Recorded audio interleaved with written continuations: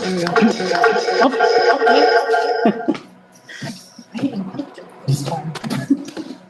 Okay, let's do another sound check.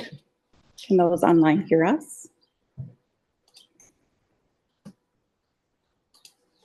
Awesome. Thumbs up from Katrin. Thank you. Good evening, directors, staff, and members of the public joining us in person and those watching online. I will now call this June 27th, 2024 regular business meeting of the Twin Cities German Immersion School Board to order. Let's begin with our mission, vision, and values. The mission of the Twin Cities German Immersion School is the innovative education of the whole child through German immersion. Our vision is Andere hören, andere sehen, weltoffen denken und handeln. Educating multilingual world citizens who hear others, see others, and think and act with an open mind. And our values are curiosity, kindness, challenge and support, intercultural engagement, and community. We begin by acknowledging and appreciating that TCGIS is located on Wapekute, Dakota traditional, ancestral, and contemporary homeland near Lake Minnewaca in the land now known as Minnesota, Minnesota-Makoche.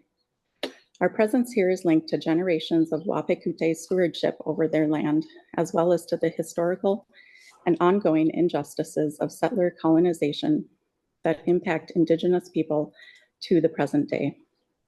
We are committed to understanding our role in this legacy and to educating ourselves and our community about Indigenous history through continued mindfulness and engagement in and outside the classroom. Let's now call the roll for the record. Director Albers. Here. Director Alcatute. Here. Director Eberhard. Director Hartman. Here. Director Hyde. Here. Director Krutzinga. Director Reich. Here. Director Smaka. Here. Director Tesfayesus.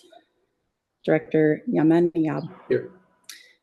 And ex officio member, Executive Director Kensing is absent this evening due to a migraine. So we're thinking of you, Karen. We hope you feel better.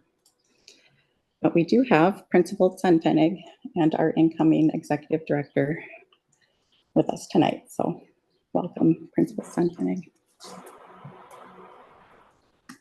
First item on the agenda is the consent agenda. Approving the consent agenda approves all items listed below. Is there a motion to approve the consent agenda? So moved. Thank you, Director Hyde. Is there a second? Second. Thank you, Director Hartman. Any discussion?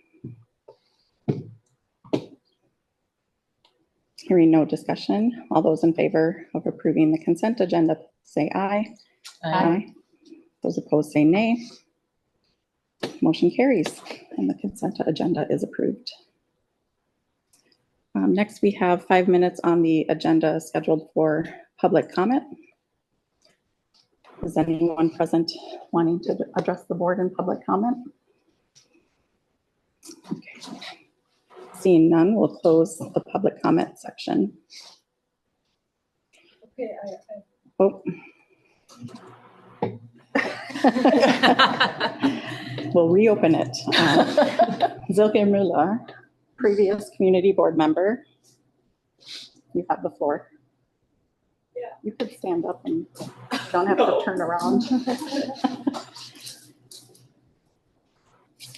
Okay, to my knowledge today is onboarding and offboarding of the members, and Elizabeth Simpen joining the point with you as your executive director or principal, I don't know. Yeah, I just want to, from my experience being on the board previously, I want to thank everybody who's leaving today, especially Julie, the 6-year board chair, and Five welcome. as chair. Five as chair. That's 6 total. Yeah, welcome. And it's amazing work that is here. That's done. So, thank you. Thank you, Zilka. Thank you. Okay, we'll now close the open comment. So the first item on the agenda now is class size resolution. And I'll ask Principal Zenpenig to please present the Yeah, resolution. this is coming off of the research that was done, that was presented, I believe, at the April meeting, sort of taking some of those averages that are out there in the metro area, looking at staff to teacher ratio, or student to staff ratios, and then looking at our own data, historical data about class sizes and attrition and things like that. And we came up with, oh, Emily, I think I'm gonna have to have that a little larger if I'm gonna. Okay, I will go to this side first. Great, if that okay. works. We took into consideration that we know that 3 sections is our ideal size, that we are staffed right now for a primarily 3-section school. And so the big question was, when do we decide to be a 4-section school for kindergarten? And when do we want to think about reducing from 3 sections to 2 sections in a class in any particular cohort? And so the idea came around those averages that we talked about, sort of some of the numbers that have been floating around our community for a while, the idea of 24 being the ideal, and sort of dictated, or not dictated, but that's been the norm.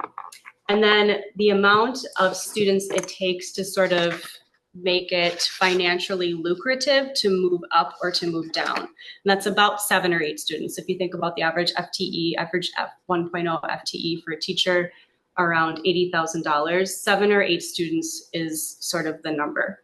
So what we have here is you can see that the min and, let's see, the mins for kindergarten and 1st grade are slightly different than 2nd through 8th grade. And our goal is to have 24 students in each section with a min of 18, but also a max of 29. And so the question is, when would we open it up to another section? Or when would we close it to like a wait list situation? So if you look down, then the red number in the 2nd average enrollment for 2 sections, we would close it to 2 sections at 58 and then start the wait list at 59 and then open it up again to that 3rd section when the wait list got to 66, then releasing the 3rd section. So the idea is, if we have larger classes, we're down to 2 cohorts in 1st grade and 5th grade for next year. And the worry is that we'll just keep adding more kids to those 2 sections. And instead, what this does is it kind of creates a queue. And instead of just loading those 2 sections with kids, we need to get to a certain amount to make it financially lucrative to open up the 3rd section, while also not bogging down the 2 teachers that we already have. So we've kind of capped it at that limit for them. Over on the average enrollment for 3 sections, you can see that, again, our goal is 72, 24 times 3. But the wait list would start then for kindergarten. This would be the 4-section consideration. The wait list would start at 73. And if we got to 79, then we would open it up to 4 sections of kindergarten. We have not yet gotten to 79 to open up a 4th section of kindergarten. If you move it up, Director Albers, to where the text is on the bottom, I'd like to read that class size resolution. So go all the way a little bit over more to the correct, yeah. So the school board adopts an average class size. The resolution is that the school board would adopt an average class size range that sets a minimum average class size of 24, an average max class size of 29 for core subject areas. The school may put a grade level on a wait list and staff accordingly if the grade level class would exceed the maximum of 29, but not reach the maximum class size of 18 for K1 and 24 students for grades 2 through 8. The school may consider running 4 class sections in a grade level if another grade level is under enrolled at 2 sections or less, and if the 4 sections meet the minimum class size in this resolution. We were thinking ahead to the 1st grade after 4 sections of kindergarten. When determining number of sections in a middle school cohort, attention to the mission of German immersion may take precedence over other core subjects. Middle school electives will not run if the number of students electing into them does not reach a minimum of 8. Again, 8 being the number that sort of unlocks staff. That is our proposed class resolution. Thank you for presenting that, Principal Senpenig. I'll make a motion to propose the class size resolution as described on the screen and as just described by Principal Senpenig. Is there a second? Second. Thank you, Director Reich. Discussion.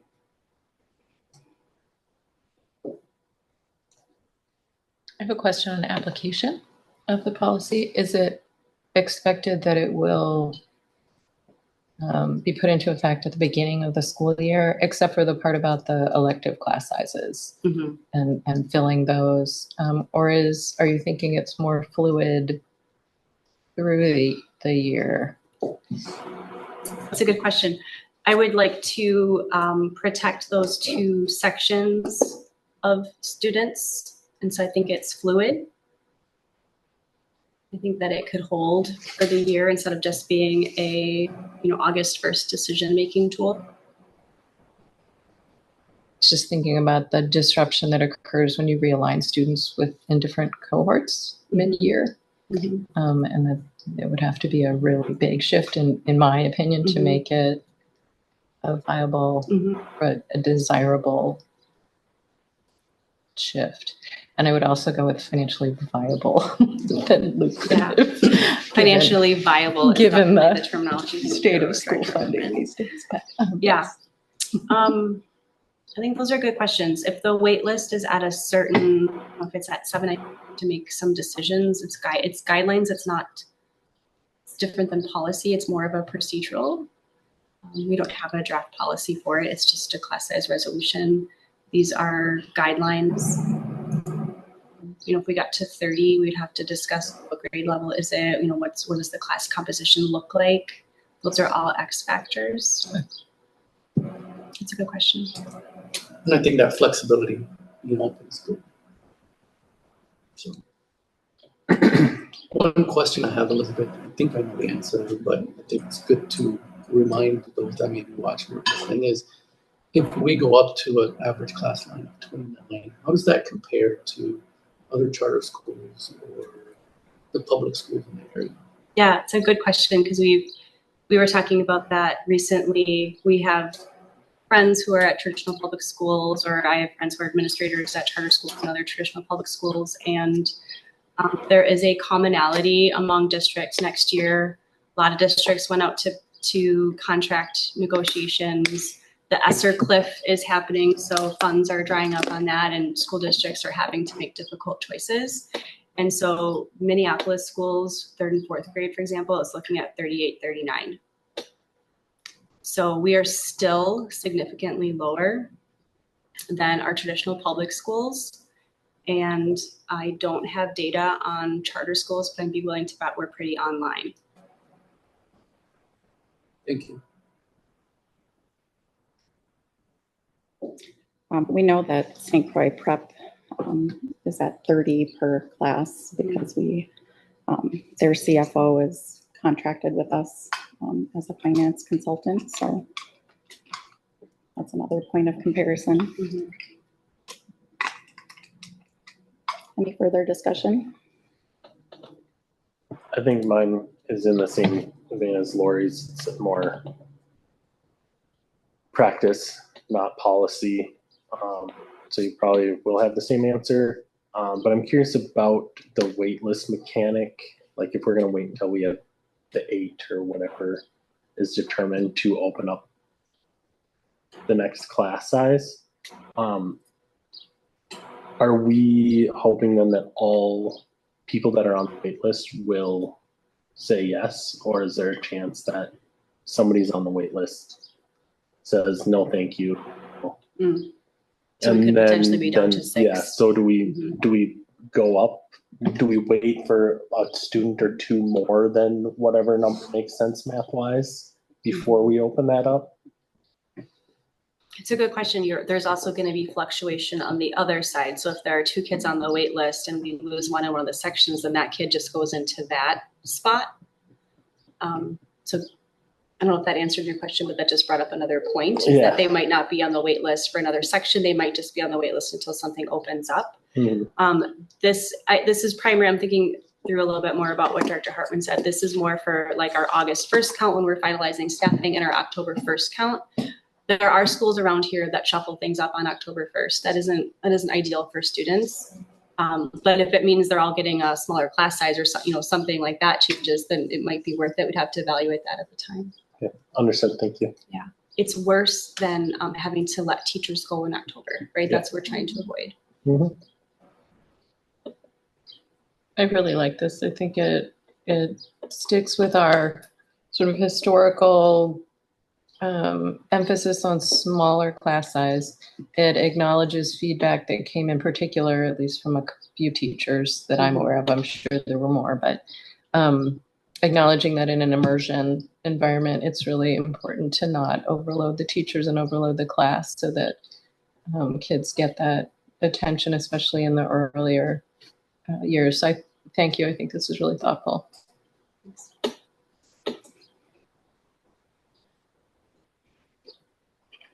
Any further discussion? All those in favor of the motion say aye. Aye. Opposed, say nay. Motion carries. Thank you, Principal Zenpenig. All right, next we have our budget presentation, and we have Kelly Rimpola on the line,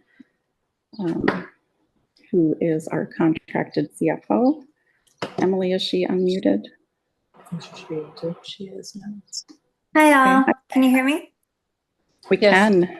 Welcome. Thank you. Please go ahead.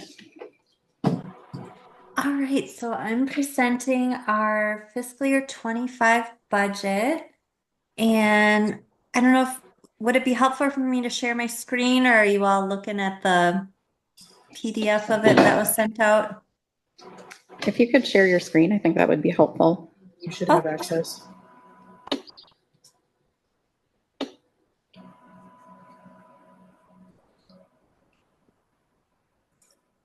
All right, hopefully you can see that.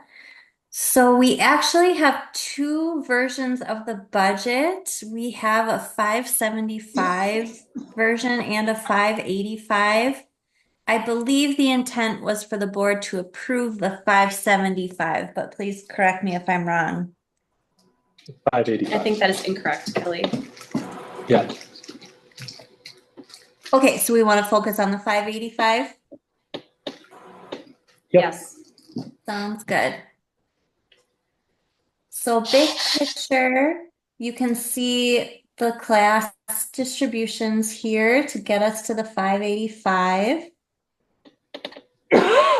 And this budget is projecting negative net income of about 275,000. And the biggest reason for that is we are including all of the playground expenses in this version, and I can show you where we've kind of separated those expenses out and how that's going to work. But thankfully, the playground will be a capital expenditure, so it will not impact our debt service coverage ratio. So we'll still be making our minimum 1.0 debt service coverage. We're actually projected to be at like 1.11 for next year. So, but we will just be dipping into our fund balance with this negative spend on the playground. So I'm just going to scroll down. So we added the majority of the expenses are here in this 530 other equipment. And then we did allocate 100,000 into the community service fund for the playground as well, which is down here. Because that fund actually has a really healthy fund balance. We're projecting a beginning fund balance for fiscal year 25 of about 122,000.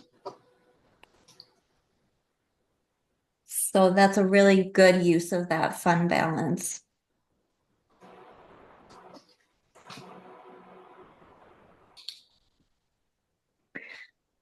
This does include the new union negotiation salaries for fiscal year 25. So I just wanted to point that out.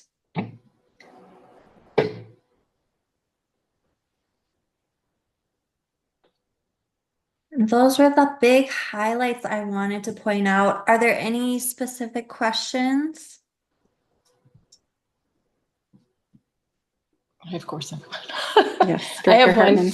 But Kelly, the good news is I had 5 and you answered 4 in your presentation, so thank you. Oh, On good. page 3, under miscellaneous revenue, or maybe Elizabeth or Richard, I missed the last finance meeting. Is that the rental fees or is that something else? The significant increase over this year's budget? What is the amount in it? It's like 13. Is it 13? Yeah. Yeah, I think Yes, it's the that rental is the fees. rent. Okay. Thank you. I think we're actually increasing that too. So watch for that number to climb. That'd be great.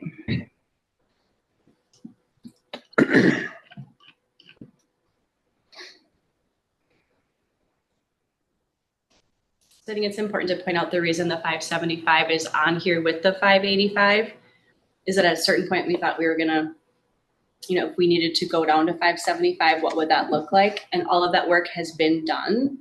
And so instead of having to, hide that column or do that work later, it's just there. We'll revisit on August 1st, keep an eye on enrollment, and then it's like part of our working budget would already be done if we would need to dip in.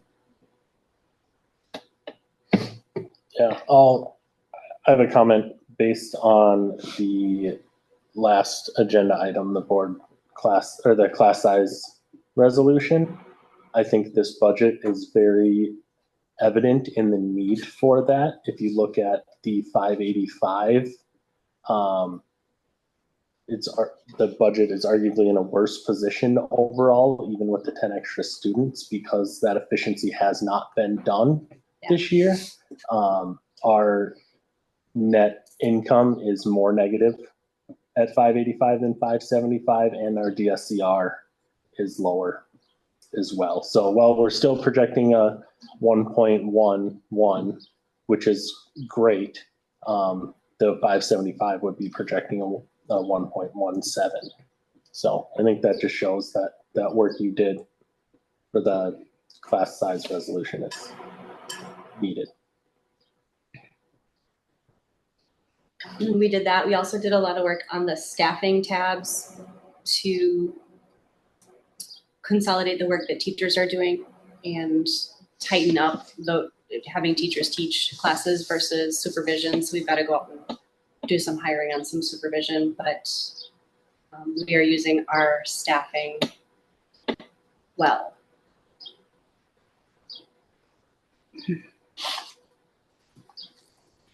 Kelly, how many FTE are in budget for the proposed budget compared to what we have this year? Kim did that work. We just pull up.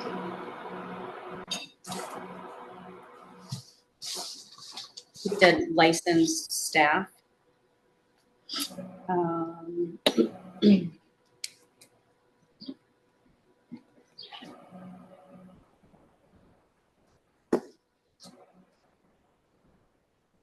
So last year was 54.6 for total licensed staff. And that includes administrators, psychologists, social workers, not necessarily just classroom teachers. Does not include educational assistants or interns.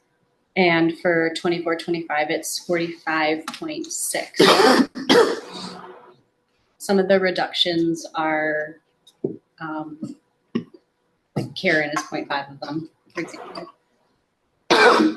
And just more, we're not replacing the social worker. We're going to contract out the few things that general ed social workers do and then kind of farm out the rest of that. Yeah. Almost 10. Thank you.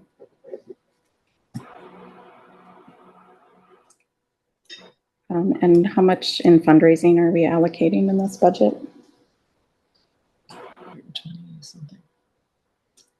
We have a total of 123,500, and that includes busing donations as well. Okay. Did the finance committee decide to combine busing and the annual fund? Or how did that come to be? It's always for the line item, it's always combined, but then you have the local revenue there, it's broken out.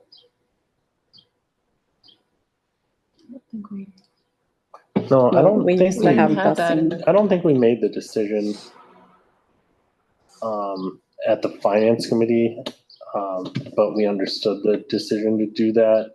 And that's because, it's one community, one, pool of money that we're pulling from. So regardless of the, what the ask is or the reasoning for asking it, it's all coming from the same place. It's not like we're asking an entirely different group of people for those donations. So I remember the conversation also said the numbers were similar. Busing plus fundraising this year was just fundraising over here. So it's clear that the ask from the community is still just sort of the same yeah, wherever people are giving it. yeah, as we've seen bus donations increase because of the asking campaign, we've seen the general donations decrease.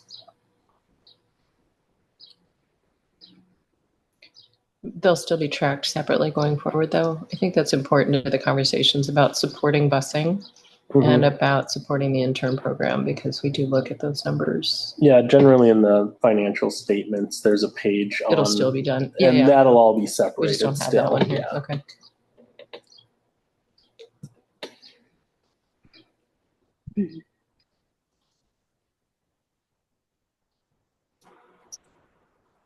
Any other questions?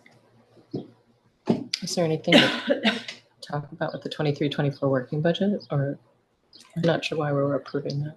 Yeah. Kelly, did you want to walk through the working budget for this school year?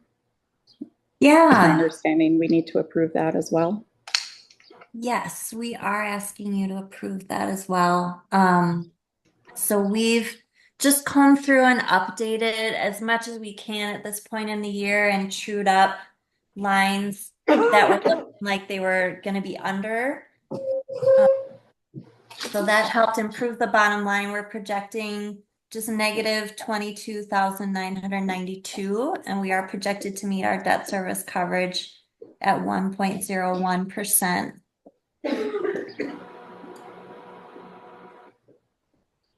So there really aren't major changes in this version versus what you saw in the April financials. Kim and I just kind of combed through and trued up a couple lines. For example, like we updated instructional supplies because that was coming in a little under. So we were able to drop that down a little bit. But otherwise, there really were no other material changes from the previous version.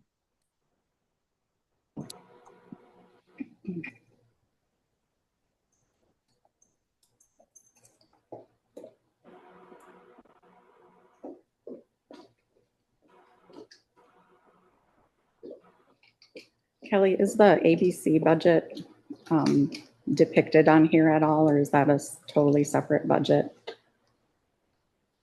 We actually don't have a budget for the ABC. The financial statements are separate. Mhm. Yep, we do prep separate financials quarterly for the ABC.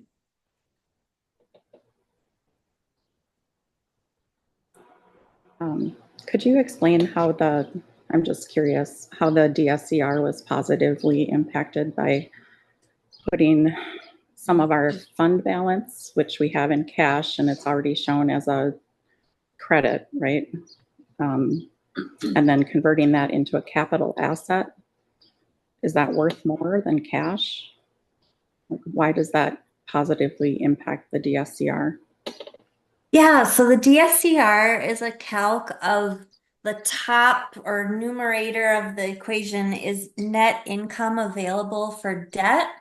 So it's our net income, which we typically strive to have a positive net income budgeted to meet our debt service coverage. But when we do have a negative, it's okay because we're able to add capital assets back into that, because essentially we're saying we are adding value to our asset that has the debt. And so we're adding value to that. So it's really income that is being capitalized and contributing to this asset. And then the denominator is just our total debt payment, which is our building lease payment that we make for our bonds. So hopefully that explained it. Well, so when we're adding back more capital assets on top in the numerator, it increases the ratio. Does that make sense? Yeah, it was just my understanding that that cash is already in the numerator because it's in our fund balance. But this is separate from to cash. shift to capital, it increased our DSCR. So it is different somehow. Or was that the true ups she was talking about? Like the reduction in. No, that was, so now I'm talking about next year's budget. Oh, sorry, you're talking about the playground. Yeah, and the previous budget that didn't have the playground fund had a DSCR of 1.0 something, but now it's 1.11. Even though we're spending, yeah.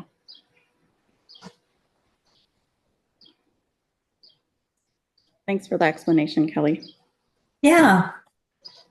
Was that with the lower number of kids? Not the working budget? It was with 585 budget Okay. before and after.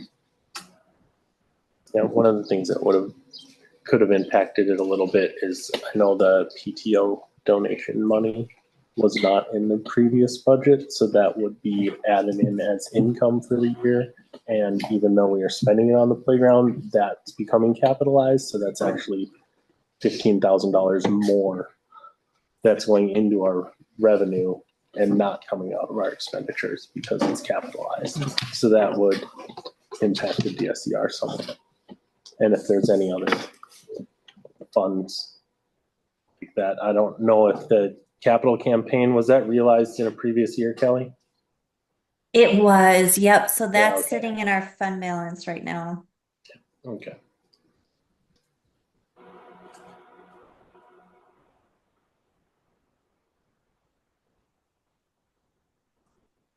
And Kelly, could you explain kind of the reasoning of approving the working budget at the end of the year?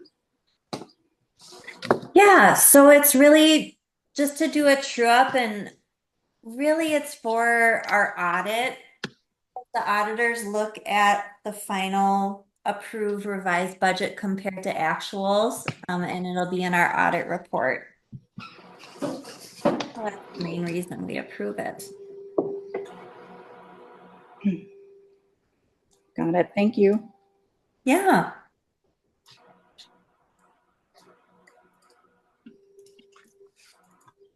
I've always thought of the approval of the working budget at the end of the year less as an approval of the budget because it's already done, and more of an acknowledgement of an understanding of where the budget is at the end of the year on behalf of the board, that we know and think that it is accurate as before we submit it to the auditors. Mhm.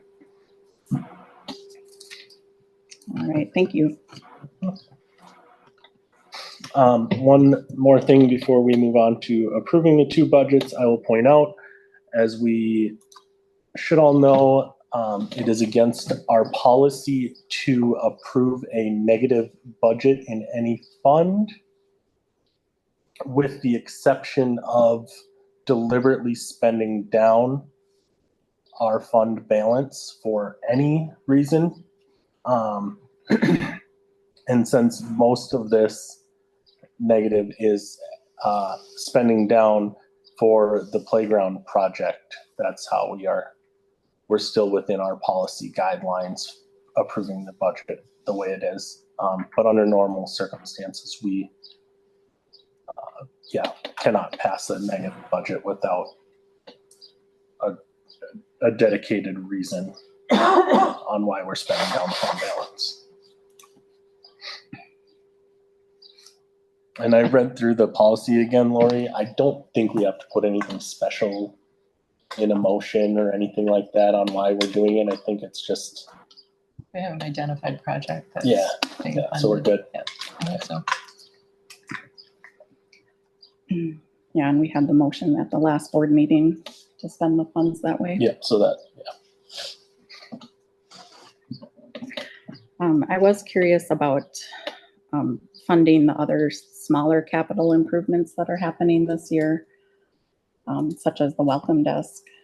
And I think we talked about doing signage outside, like wayfinding signage, something else. But is that already built into the budget, or is it? Yep, there's 20,000 for out of capital. That's also for student tables or desks and things like that we need, building out the welcome area, adding to the atrium. Got some plans for the atrium. It's all part of that. Okay. Chairs, buying our own chairs instead of having to rent them. Got some there earmarked for that. Awesome. Oh yeah, the third one or other one was drain tile for inside Oh yeah. for the classrooms that get water in them. That would be great to fix. is that a part of the playground? No. It's like inside the building? Mhm. It's the other side. Oh, the other side of the building, the front of the old building.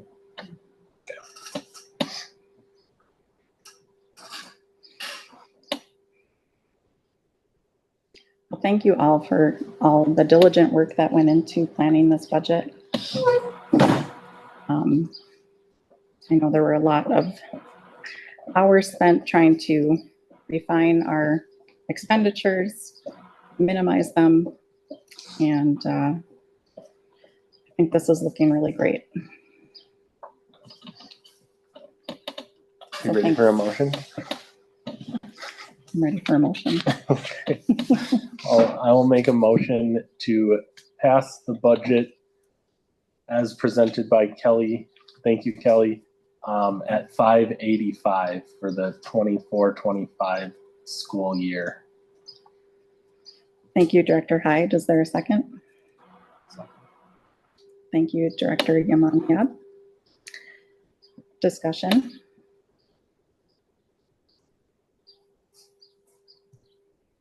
Hearing no discussion, all those in favor say aye. Aye. Opposed, say nay.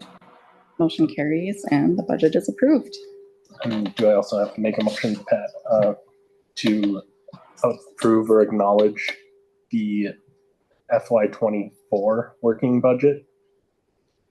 The second column that Kelly presented. Yes. So I will make that motion. Thank you, Director Hyde. Is there a second? Second. Thank you, Director Reich. Discussion on the motion to approve the working budget for school year 24. Are there any significant differences there as compared with the one we just approved? Or is it just flow through the reduction of the student number? It's just flowed through the reduction of the student number and all the changes that were made by the administration Okay. throughout the year. But otherwise, the other stuff is same fundraising. Well, we did reduce like the fundraising to reflect A little where bit. we're actually at right now. Okay.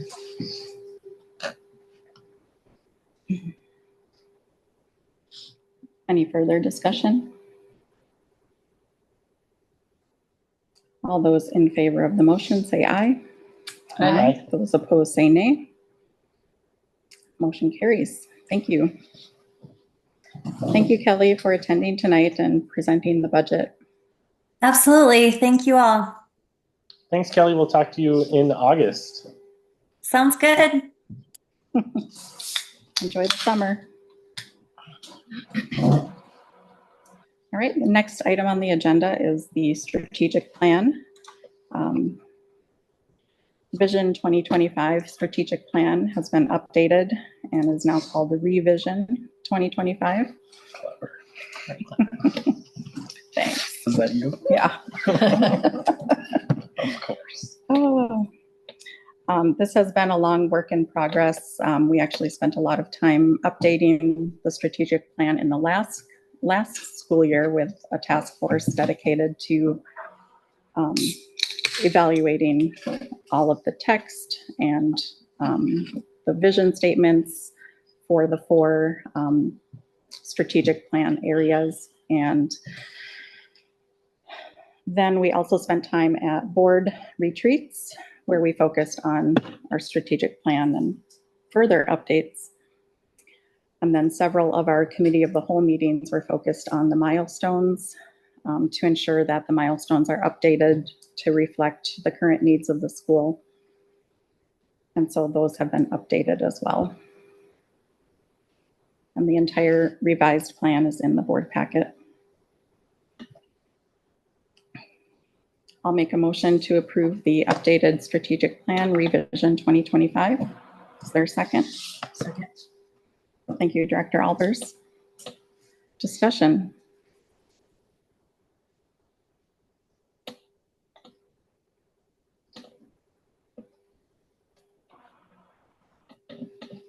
Hearing no discussion.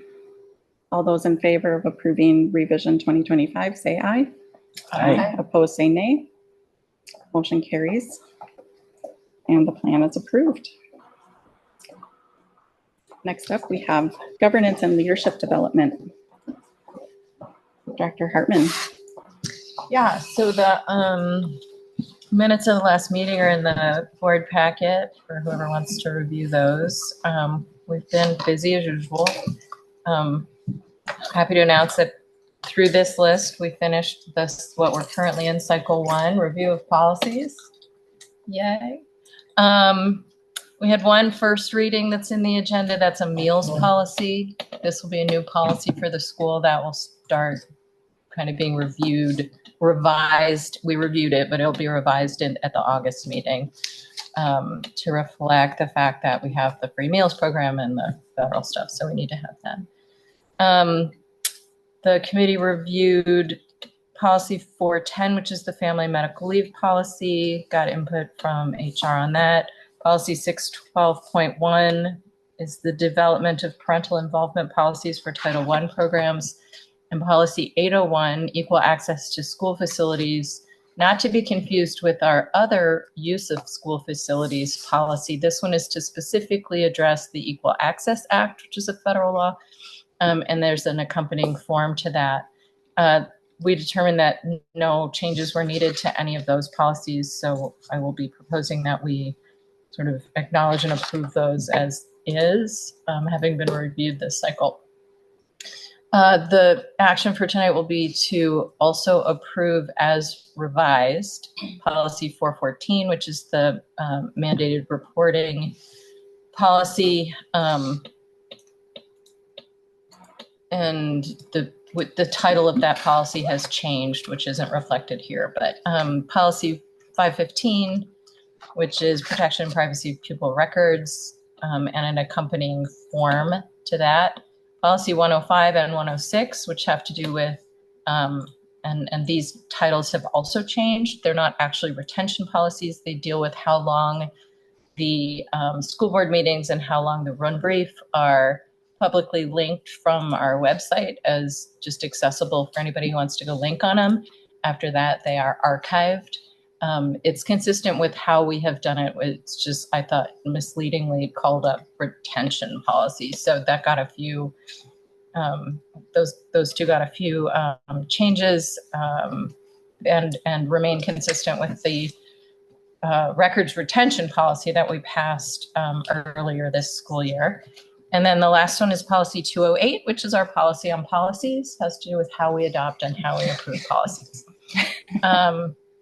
So should I make a motion now? I'll make a motion to approve the following policies as revised without changes. Policy 410, policy 612.1, policy 801, and the accompanying form, and to approve the following policies with the revisions shown in the drafts that are attached to the meeting agenda for this evening. Policy 414, policy 515, policy 105, policy 106, and policy 208. Thank you for the motion, Director Hartman. Is there a second? Second. Thank you, Director Hyde. Discussion on the policies.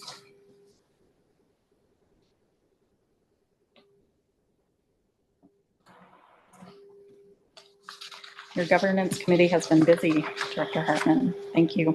Yes. A lot to wrap up before the end of the year. Hearing no discussion, all those in favor say aye. Aye. Opposed say nay. Motion carries and the policies are approved. Thank you. I have a quick question. Are you staying on the governance committee? You are? I wanted that information for later in the meeting when we decide what committees we're on.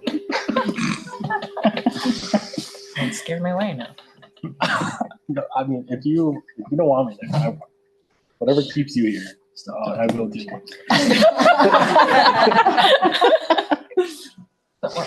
Okay.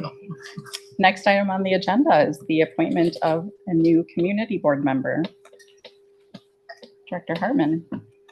So as you all know, because we did not have any community members run in the annual board election, and because charter school law requires that we have at least one community member on our board, we ended up with a vacancy on the board. In accordance with our bylaws, the board is tasked with filling a vacancy.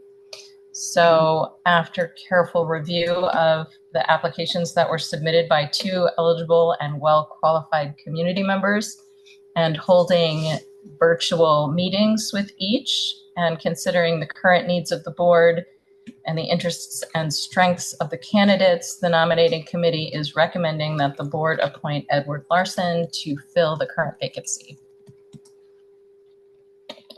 Thank you for the motion, Director Hartman. Is there a second? Thank you, Director Yamaniak. Discussion. Okay. And Ed is here tonight. Yes. Welcome to Ed. Thank you for coming tonight. Hearing no discussion. All those in favor of approving the nomination or appointment of Ed Larson to the board, please say aye. Aye. Opposed, say nay. Motion carries, and we have a new community board member.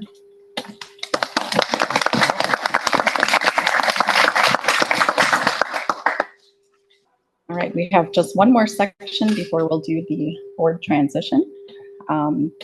Next is our special recognition. Director Albers, could you pull up those slides, please?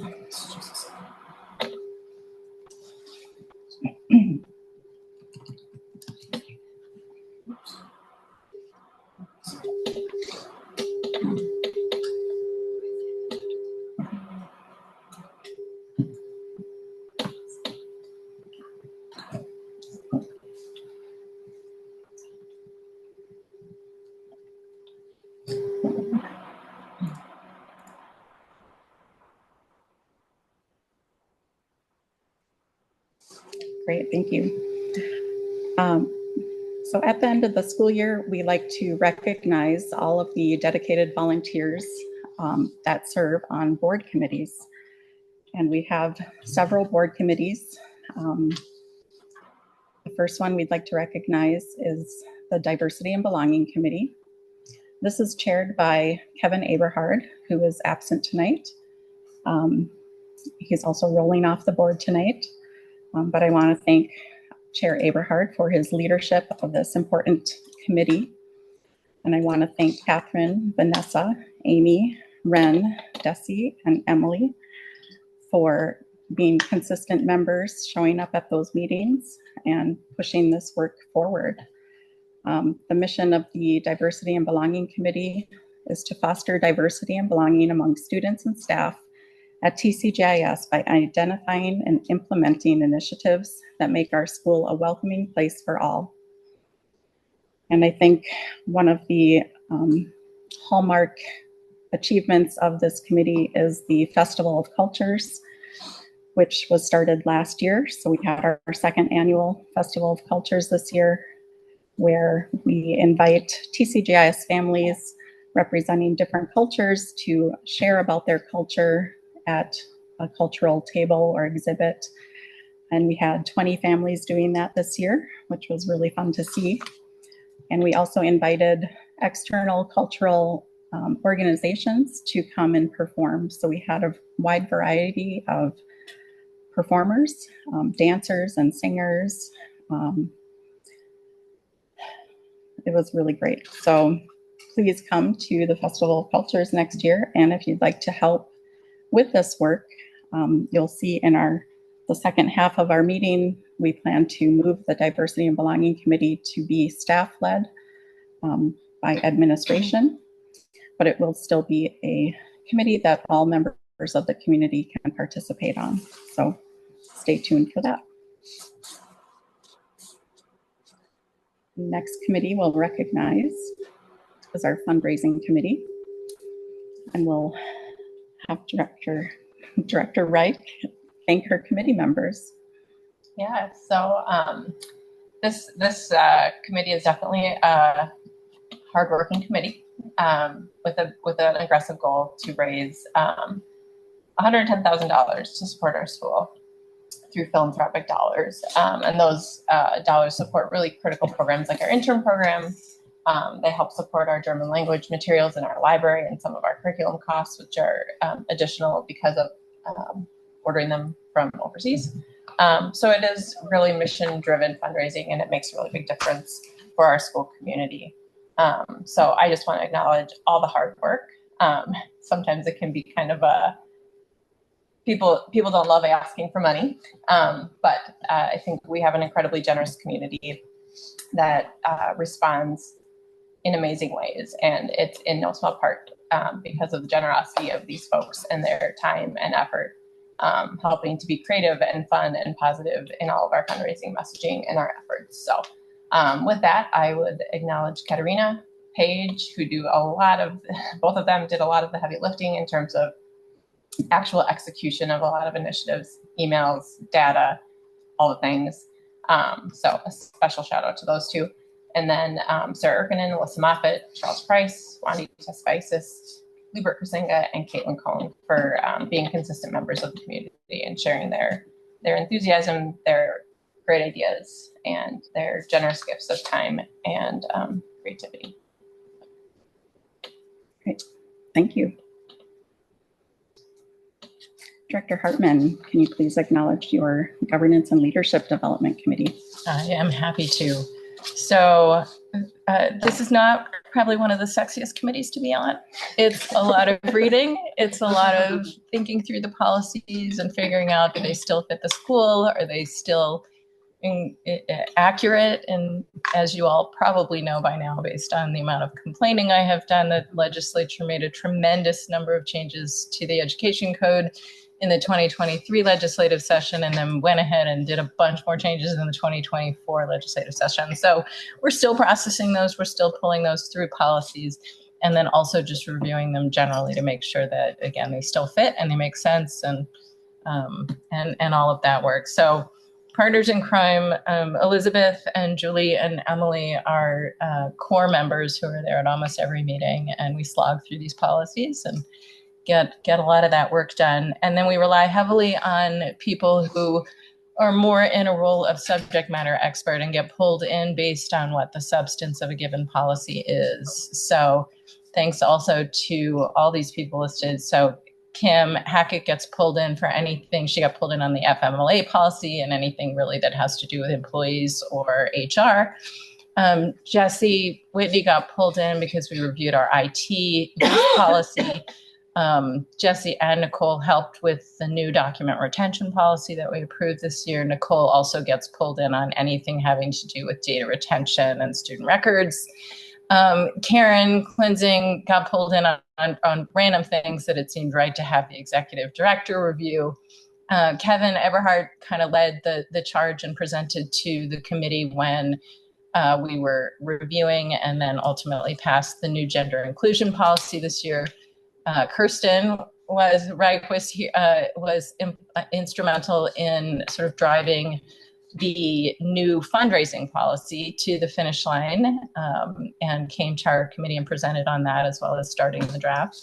Richard, I'm pointing a lot at the board members, but it's really important input. Richard kind of passed on or looked over I think 3 fundraising policies, all the fundraising policies that came up this year. I think 2 of which were new, 1 was old. Maybe there was another thrown in there. And Andrew Hagen also weighed in on a couple of student-facing policies that his input was also very valuable. So I'm sure I've forgotten someone. I'm so sorry if I have, but thank you everybody who was involved in doing this work. And I wanted to also recognize the wellness subcommittee that worked under kind of a plethora of areas, but ultimately have made changes to the wellness policy for the next upcoming year. And so in addition to Elizabeth and myself being in that committee, I wanted to thank Alex Weeding, Thomas and Anna, our sport teachers who were a part of that subcommittee, and then Dana Simonson and Stacey Flanagan, parents as well, who have been formally involved with the wellness policy, but also helped lead those charges, because that was some good amount of time trying to figure out what we were not meeting as far as national federal standards go as in terms of wellness. So thank you to them as well. And I'll echo Julie's plug. Anybody who's interested in helping out with this work, we're always looking for more committee members, so feel free to stop. And we meet by Zoom all the time. So, All right, thank you. I think this one actually should be the Communication and Outreach Committee. Oops. Director Smaka, please go ahead. Look at that real time. So for the Communication and Outreach Committee, there we go. It's like nothing ever happened. So I want to thank everyone who was on it for helping me through my first year, not only chairing the committee, but also being on the school board.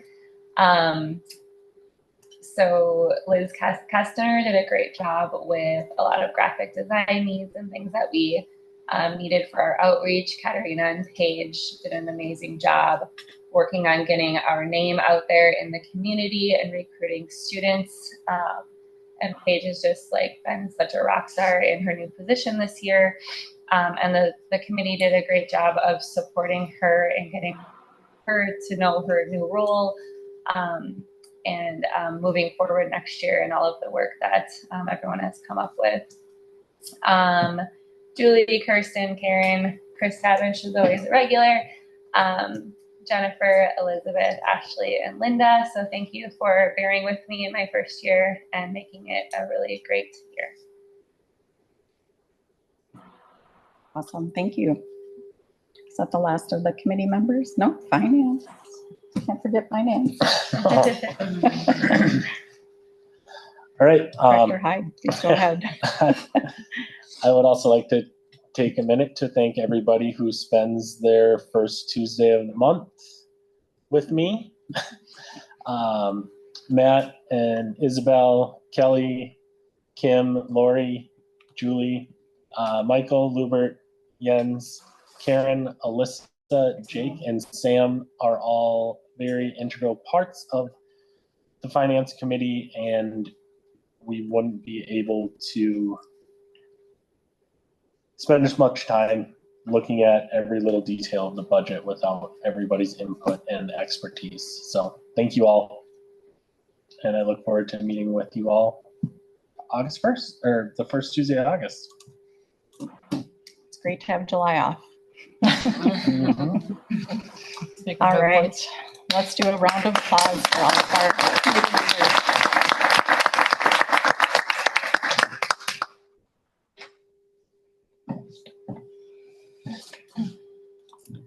Okay, we have a few outgoing board members to recognize tonight. And of course, we'll start with our ex officio board member, Karen Klinzing, who has served as our executive director for this entire school year, and even starting at the end of the last school year.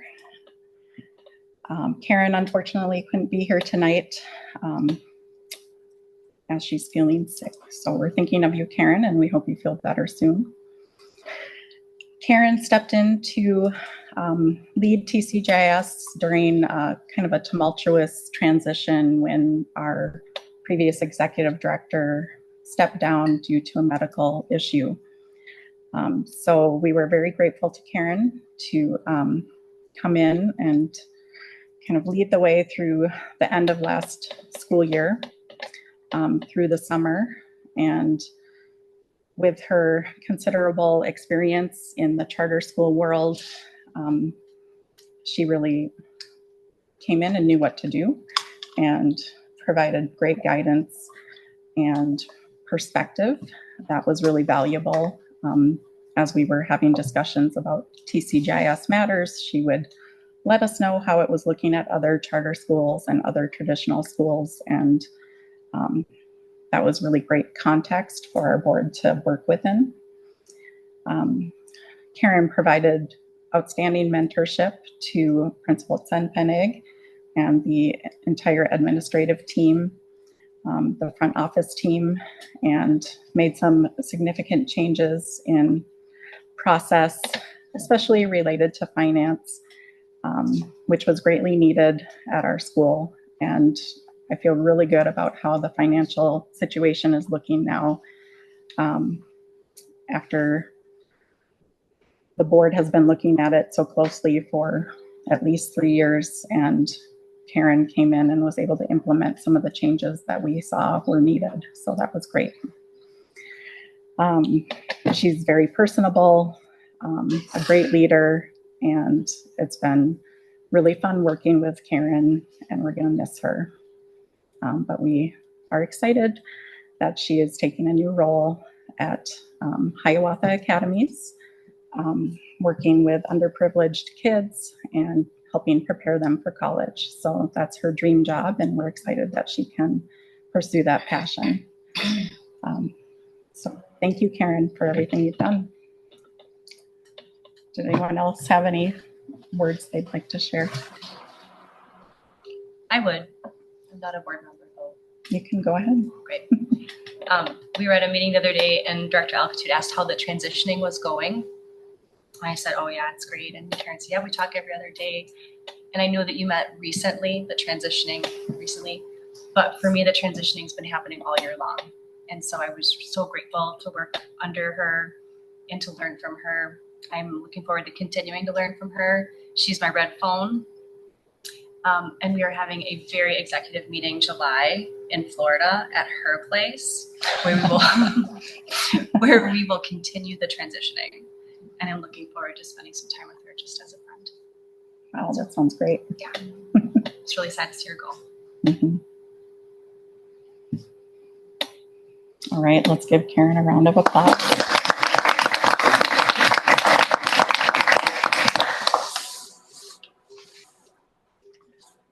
And next, we'd like to recognize Kevin Eberhard. Director Eberhard has served as a teacher board member for 3 years. And notably, he's been the Diversity and Belonging Chair for at least the last 2, and a member of the committee the year before that, I believe. Another, I already mentioned the Festival of Cultures. That was a great hallmark of that committee. And a more recent achievement was the drafting and editing and approval of the gender inclusion policy, which was spearheaded by Kevin Eberhard and his committee in collaboration with governance. So Kevin, you've been a great board member, always reliable and fun to work with. Diversity and belonging can have some challenging conversations sometimes, and you always led those with ease and openness, and it was really great to see your leadership in that realm. So thank you for all of your hard work.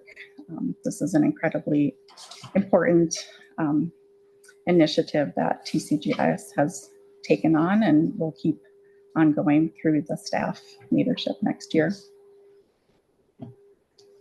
Thank you, Kevin.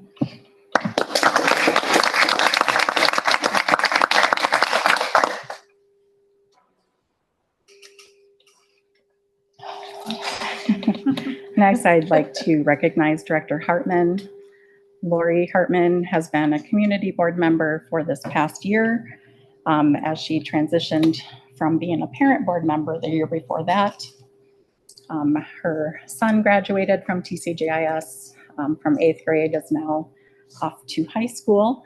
And so we are very grateful that she was willing to stay on as a community member, and very thankful that you took on the governance and leadership development chair role this year.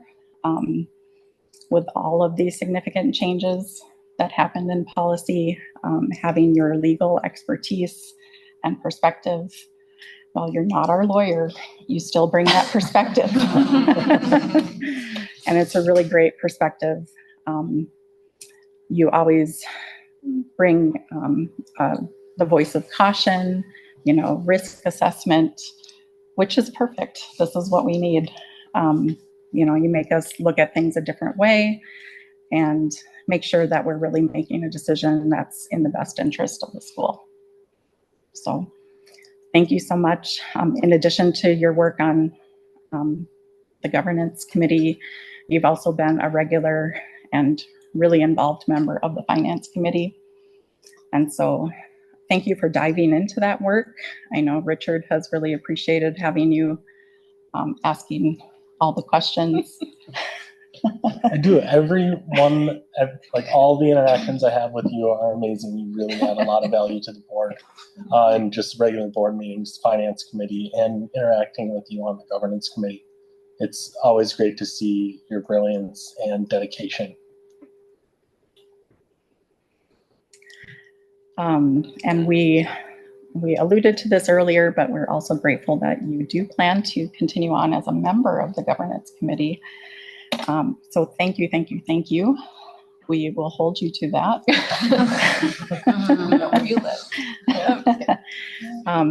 I'd also like to mention that Lori was a key member of the strategic plan review committee last year, where we dove into that really deep, and she hosted a couple meetings at her house where we could discuss it as well. So thank you for all you've done, Lori.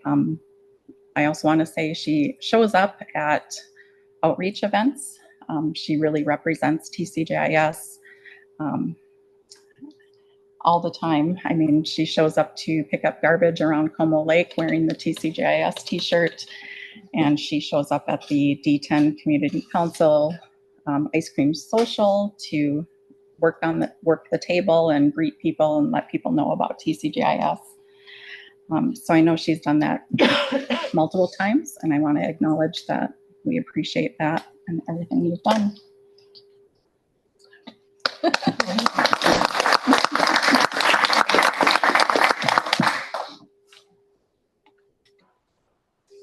I'd also like to recognize Lubert Krutzinga. Lubert is a community board member, and he has served on the board for 3 years. He is a controller by profession, so he brought really great background knowledge to our finance committee and was also a key member attending all of those meetings and asking important questions about the budget, providing ideas on how we could make things better, change things. And as a native German, he brought that cultural perspective to the board, which was a great asset as well. And he's currently in Germany, so he couldn't be here tonight. But we will see you again this summer, I'm sure, Lubert, and thank you in person for being such a dedicated board member to TCGIS. And we appreciate everything you've done in the last 3 years.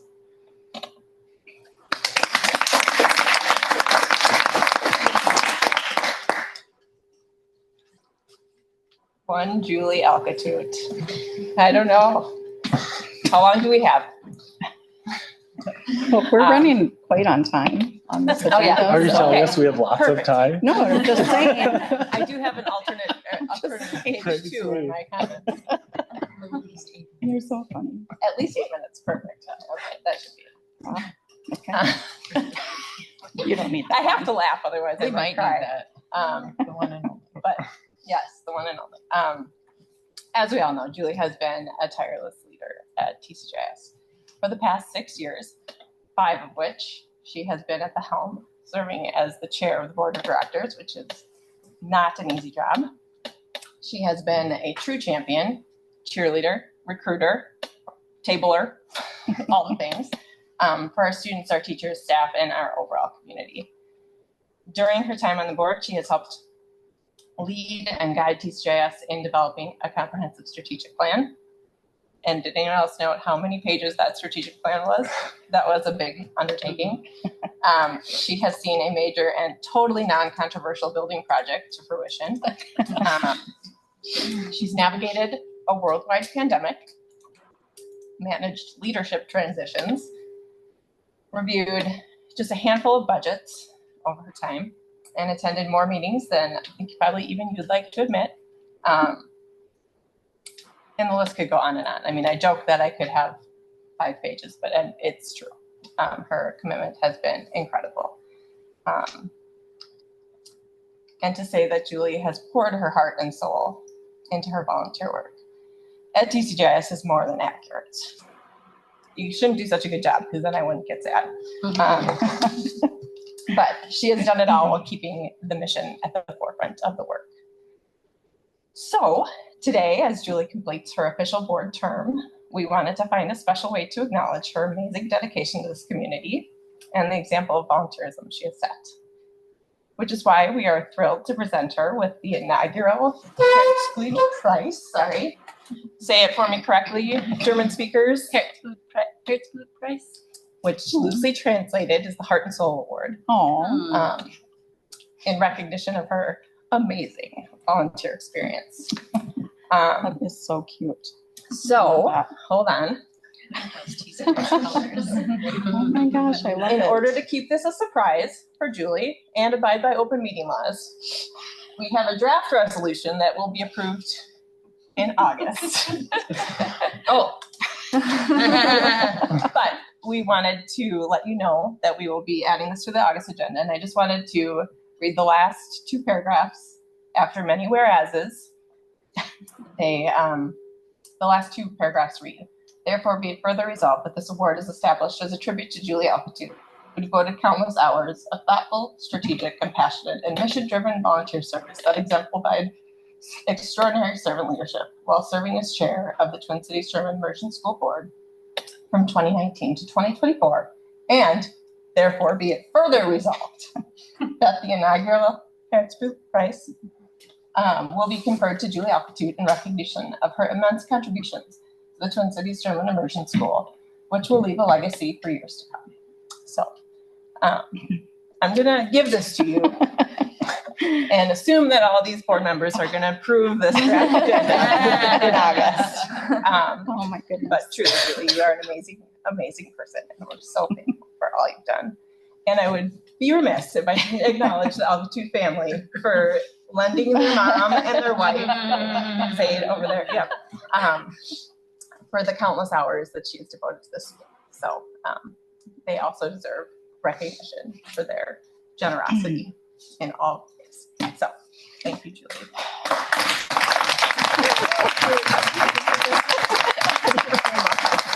So amazing. Oh my God. Give you a hug. Oh, and we'll vote it to be an annual award. Yeah, to recognize. Yeah, that is awesome. So, Oh my goodness. if any other board Thank you members so would- much. You're welcome. I do have a guest who came, and she's on the agenda. Heidi Pater, if you would like to say a few words. Heidi is my dear friend, and she serves on the Wayzata Public School Board as the vice chair. And so you can imagine we've had some conversations. Well, thank you for having me tonight. Julie and I are actually colleagues. We started as colleagues, and our professional relationship evolved into a very close friendship. Julie is an incredible human being. Everything you said is true and more, right? She has been my inspiration. So as I saw Julie come onto your board, I was like, you know what? Maybe I could. And so she inspired me to join at a time that was really, really tough. Education is not an easy place to be right now. And the reality is that education is a very intentional, slow building, one by one, brick upon brick kind of place to be, and an industry to be. And without your intentionality, the students in this building would not have the experience, they would not have the environment or the conditions that create just amazing foundational education. So, Team CPIS, you are very lucky to have had my friend for 6 years. And I really just congratulate you for all that you've done, all that you've accomplished in this school community, for all that these students are going to carry forward in their lives. So congratulations. Thank you.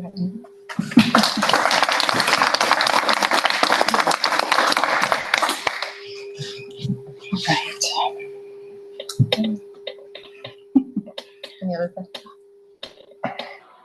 Well, it's been my pleasure working on the school board. You laugh, but you know it's true, because I really love this work and have been inspired by this work, and inspired by everyone that I've gotten the chance to work with. And I feel honored that you've elected me to be chair for the last 5 years, and I am going to miss it. But I won't be far. I will be just a phone call away. And It'll be my red phone. You'll be my red. I'll be your red phone. Yes. So thank you, TCJS, for this opportunity, and it's just been really fun to see how the school has been flourishing. And I saw that there's cake, so.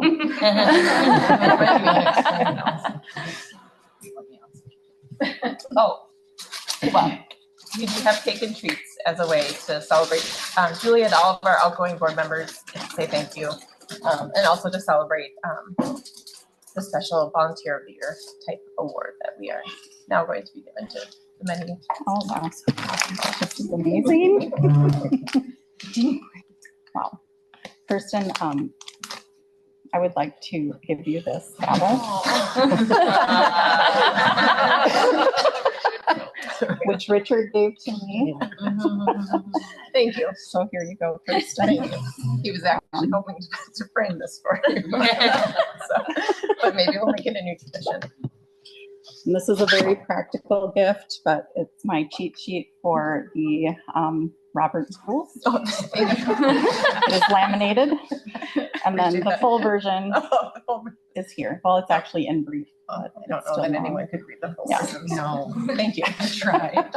It's a good resource. So I also have a silly gift of this little pad of paper called Make a Decision. And, you know, it comes in handy, actually. So if you have a decision you need to make, and, you know, the board makes a lot of hard decisions, you write what the dilemma is, the date you need to make the decision. Decision importance: is it annoying, trivial, worthwhile, weighty, or life-changing? Indecisiveness level: is it wishy, washy, neutral, partisan, or mind made up? And then you write out the best case scenario, and then you can check if that's a pipe dream or not. Fair enough. Then you can write out the worst case scenario and check if that's apocalyptic. It's a wide range of extremes Yes. there. Then you can list your gut feelings and come to an intuitive conclusion. You can also list pluses and minuses and come to a rational conclusion. Then you can write your decision. You can check if it's just for now. And then you write your next steps. And at the very end it says, or you could always flip a coin. So I will give this to you. Thank you so much. And hopefully it'll bring some cheer as you run into the hard decisions. I did fill that out when we had to pick our next executive director. Oh, okay. I really did. It was awesome. I do. We can praise So that. glad I'm not a fuck. I did not check the clock. Can I? Yeah. I'll be really brief, but I also want to say something. Just one small point in the many, many things I could and feel like I have said about you over the years. But one question I get asked a lot when I'm talking to friends, coworkers, and everything about the board is why. And my answer is, vary a lot, and there's several of them, but one of the main consistent ones is the cool, amazing people that I've never had the opportunity to interact with otherwise. And you're, God damn it. It's about you. Yeah, I can't. Nope, never mind. Not saying anything. Oh, well, it's been fun working with you too, Richard. Yeah. And I remember the phone call where I had to talk you into joining. And it didn't take too much. You were pretty excited. But then I told you you had to be treasurer. So thanks for taking that on. I know it wasn't your fault today. I know. We don't have a slide on this, but we would like to welcome officially Elizabeth Senfenig as our executive director. Official start date is July 1st. And we are thrilled. Like it was 6 weeks ago. Yeah, Like the start date. I know. It truly was. But we are thrilled to have you at the helm of TCGIS now. And we see how much energy and dedication you bring to this role. And I'm really excited to see what you do with it. Thanks. I'm excited to continue to serve this really awesome community. And I think we have a gift.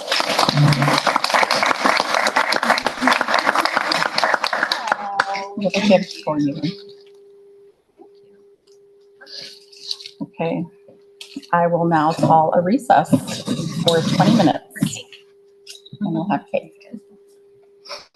Oh, no, we want to do the What are we doing? oath. Oh, See, I'm already. yeah, you already checked out. You're done. Checked out. She's done. Board transition. Okay. We have Dr. Amy Young here today from MDE, and we are thrilled to have you to conduct our oath of office for our new board members. Principal Senfenig, Executive Director Senfenig, would you like to introduce her? Yeah, Dr. Amy Young is an education specialist with the Minnesota Department of Education, working in the multilingual department. We'll hear from her after the break, and I'll give her maybe a more larger introduction, telling about how our connections were made. But she is a fan of immersion and thus a fan of ours. And so since she was here, we asked her if she would do us the honors of making our new board members official. And she said yes. Thank you. I'm honored. All right. Did you have a few words you'd like to share?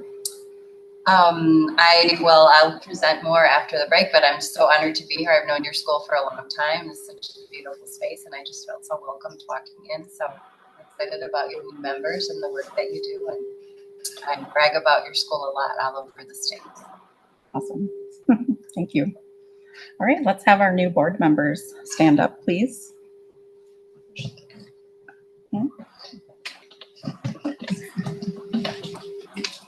Do you raise your hand? Please raise your hand.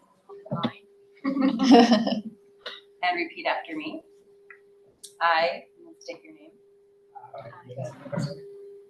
solemnly swear or affirm that I will support the constitutions of the United States that I will support the Constitution of the United States and of the state of Minnesota, and of the state of Minnesota, and that I will faithfully discharge the duties that I will faithfully discharge the duties of the office of the Board of Directors of the office of the Board of Directors, of the Twin Cities German Immersion, Twin Cities German Immersion School, a Minnesota public charter school, Minnesota Public Charter School, according to the best of my abilities. according to the best of my abilities. I understand I understand that having taken the foregoing oath, that having taken the foregoing oath, I hereby signify I hereby signify my acceptance of the office my acceptance of the office and the legal and moral obligations of the office. and the legal and moral obligations of the office. Congratulations.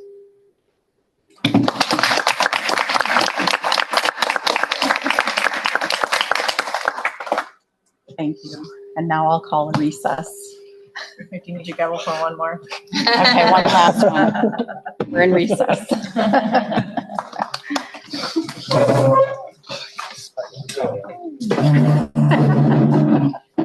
Director Allen. Tenacious friends. Takes a lot.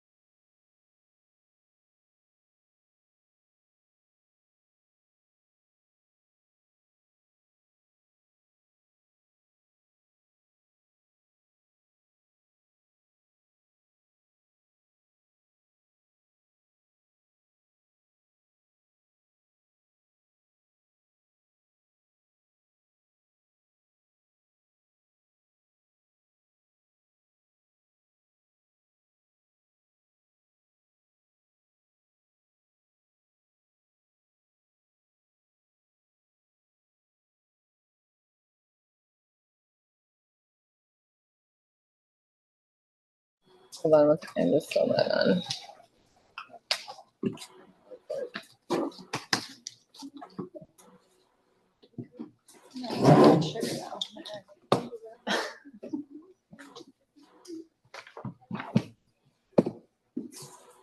Where's the regular? The call one?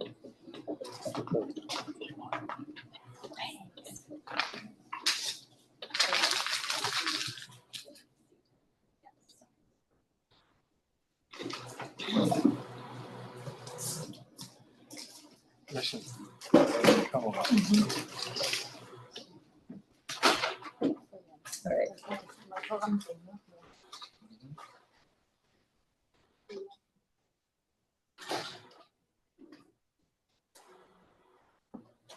All right, do we need to do an audio test again? Probably. All right. Can anybody online confirm that they can hear us? Yes, Are you seeing anything? Oh, I heard somebody say something.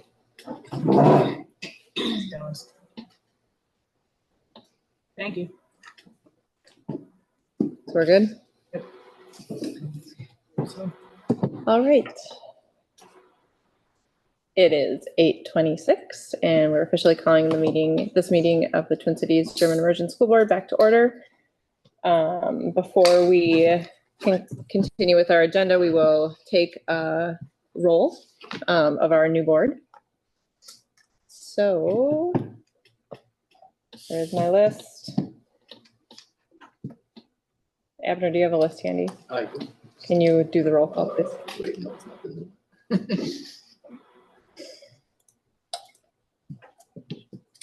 I can actually do it.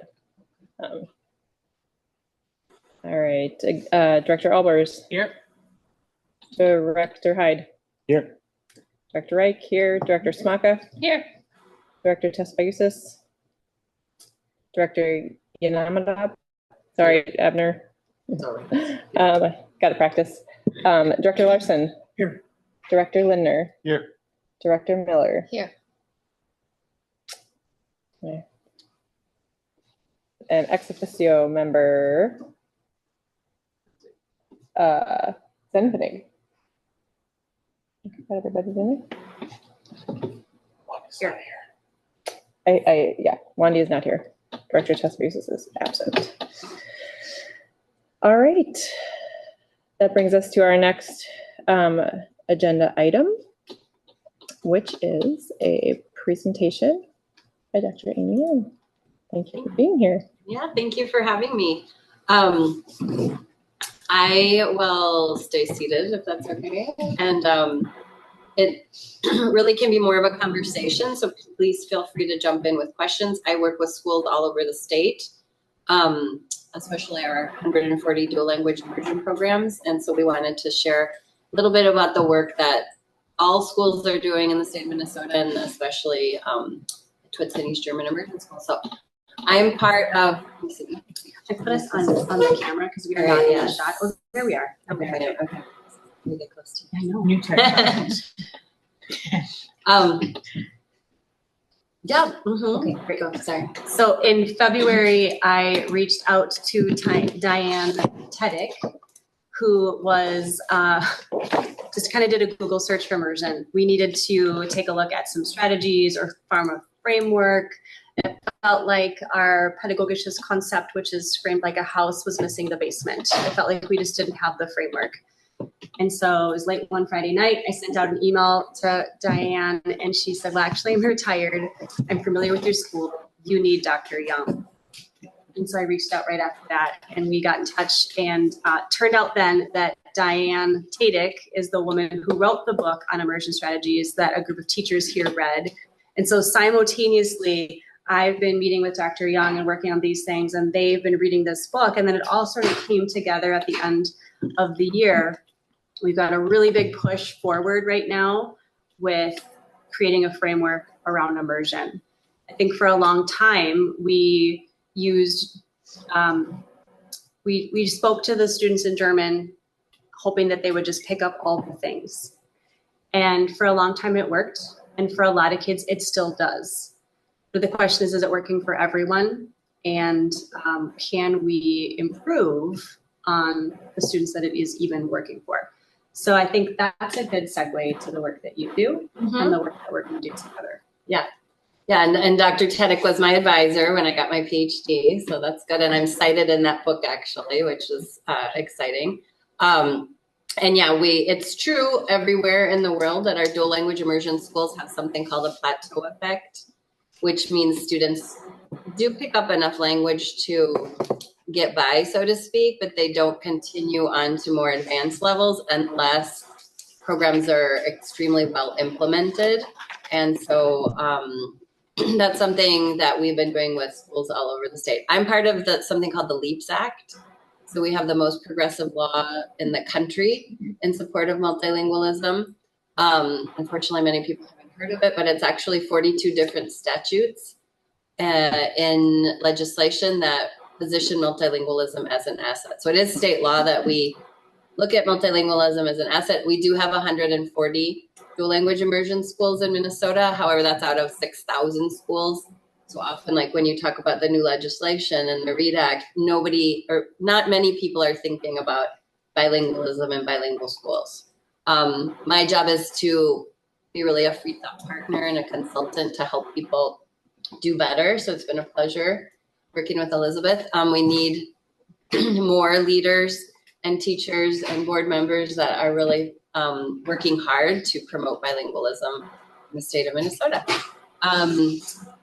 I also teach at the University of Minnesota. So I teach in their administrative program for people getting their principal license. I taught at NYU, and I teach at the, we teach a week-long dual language introduction to immersion course that's happening right now, actually. So that's what I did all day today.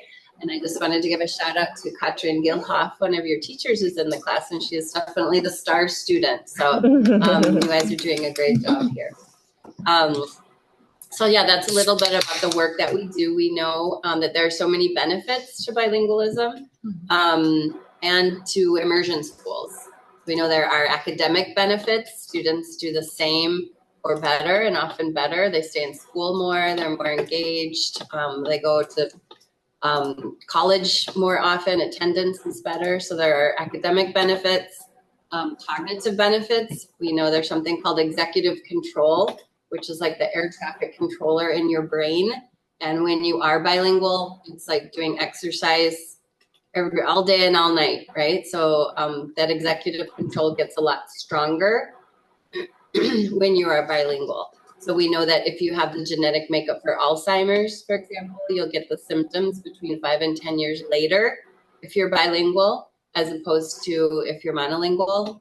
Also, there are fewer cases of ADHD in bilingual communities because, again, attention, that executive control is what helps you pay attention. So really you're exercising that. So much of the cognitive benefits, language proficiency benefits, it's much more likely that you will become bilingual if you're in a dual language immersion school. I mean, you will become bilingual much faster, I should say, than if you're like in a Saturday class or you take an after or a Duolingo, that type of thing. So we know that it's clearly the best way for our students to become bilingual. And then with more bilingual students, we have economic benefits, social emotional benefits. There's less bullying. There's more of a community. You can feel that here, really loving community in our dual language immersion schools. It's actually the only educational model that has been shown over and over again to eliminate achievement gaps. So it's really exciting.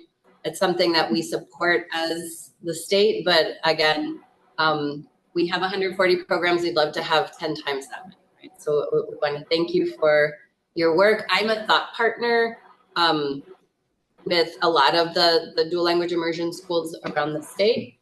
And the work that we're doing, so that's sort of why are we doing this work?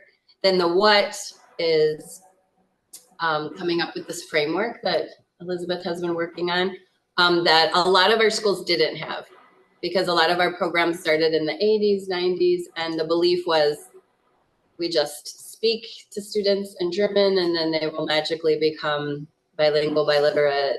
But we know that isn't true. Students have to be sort of that input, comprehensible input you might have heard of, theory, but we know that students also need output in order to grow to a more advanced level of proficiency.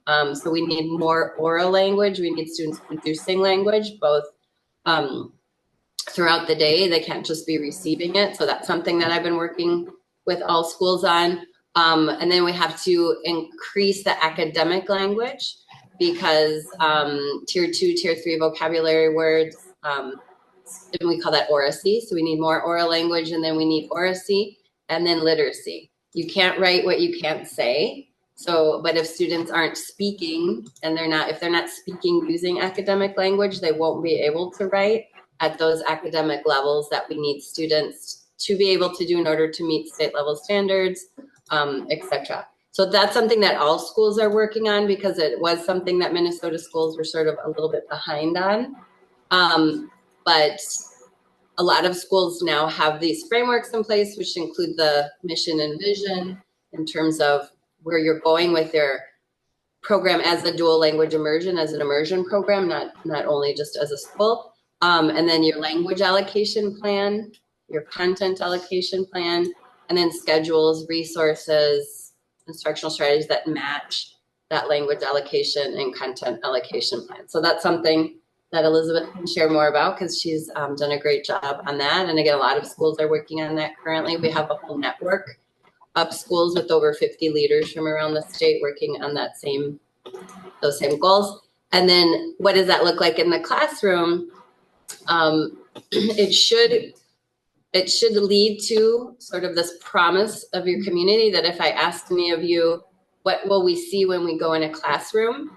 All of you should be able to tell me or whoever comes, this is what you will see. You'll see these strategies. We have 10 top dual language immersion strategies that we would expect to see. Language objectives posted, students during turn-in talks, visuals, strategies such as concept attainment, that type of thing. So those are the things that I know the school will be working on in the future. And did you want to say anything about that? Yeah, we had to take stock of what we were doing here, and everyone's doing a little bit of this and a little bit of that. And so it's not that anyone doesn't know these things. It's going to be about building a toolbox, building a bigger toolbox, building tools upon tools, but also creating a common language that the staff and the faculty and the community members can use when they're talking about certain things. So we did some walkthroughs at the end of the school year. We've got a really clear vision of where we're going. This top 10 strategies is coming from work that Utah has done. Utah and California are leaders in this work. And Amy and I are both going to be at the Immersion Conference in October, which is in Utah this year. Dr. Young is presenting, I am sitting. And that's where we're going to start, is these top 10 strategies. And if you have them already in your practice, great. Then you get to be a coach. You get to say how you use it differently, how you use it in your content. And if not, then we've got some things to teach you. And I think everybody's going to have something to learn. Exciting, yeah. So that's just a little bit of where we're going. I don't know if you have any questions. A question okay. that I know might be someone else's. Is I hear you using the term dual language. Okay. And I've been in the language game long enough to know that had a different meaning 20 years ago than it might today. So can you just explain when you're using the term dual language, what that means?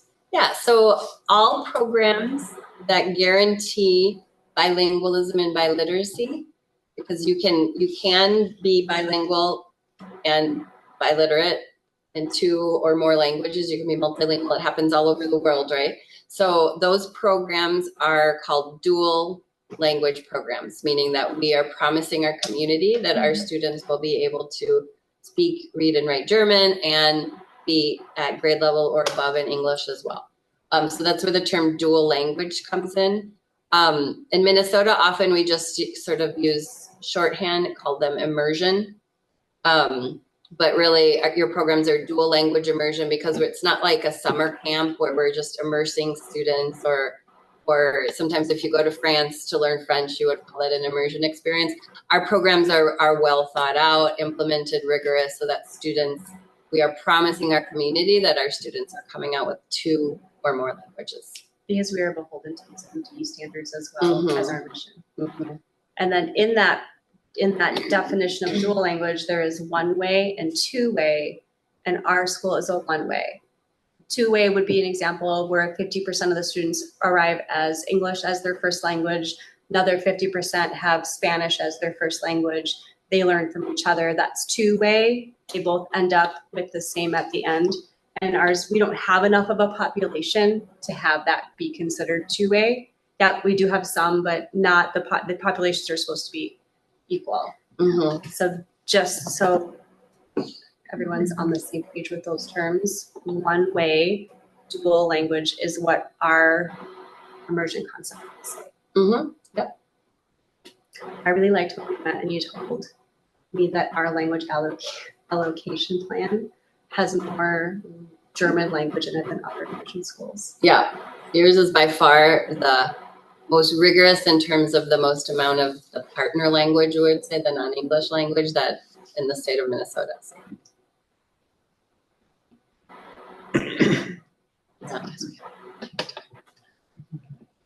Okay, yeah. Specialists is where a lot of immersion schools have a struggle finding teachers in the target language to teach. And so we have our art teachers, our Phi Ed teachers, and our drama teachers. That's amazing. As, yeah, everything's difficult. Middle school often is a real difficult time. A lot of programs go from half of the day being in French or Korean, or we have Somali programs, to 1 or 2 classes because it's really difficult to find teachers. Well, and administrators, this year there were 6 open positions for dual language immersion administrators. So it's difficult to find people in the state of Minnesota to have this robust, active, wonderful school like you have. So you should celebrate. Questions do you all have for Dr. I have a question. Yeah.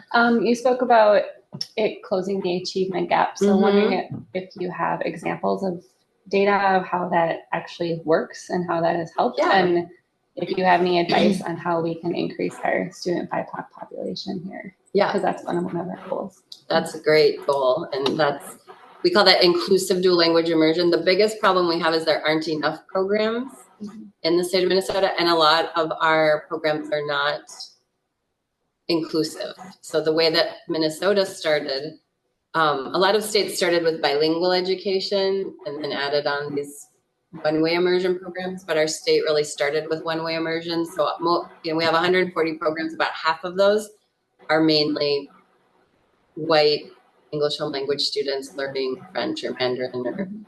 So that's something that is a goal for a lot of programs, and that really looks like more outreach, and people sort of get an impression of what who a school is meant for. So you really have to have a thoughtful initiative with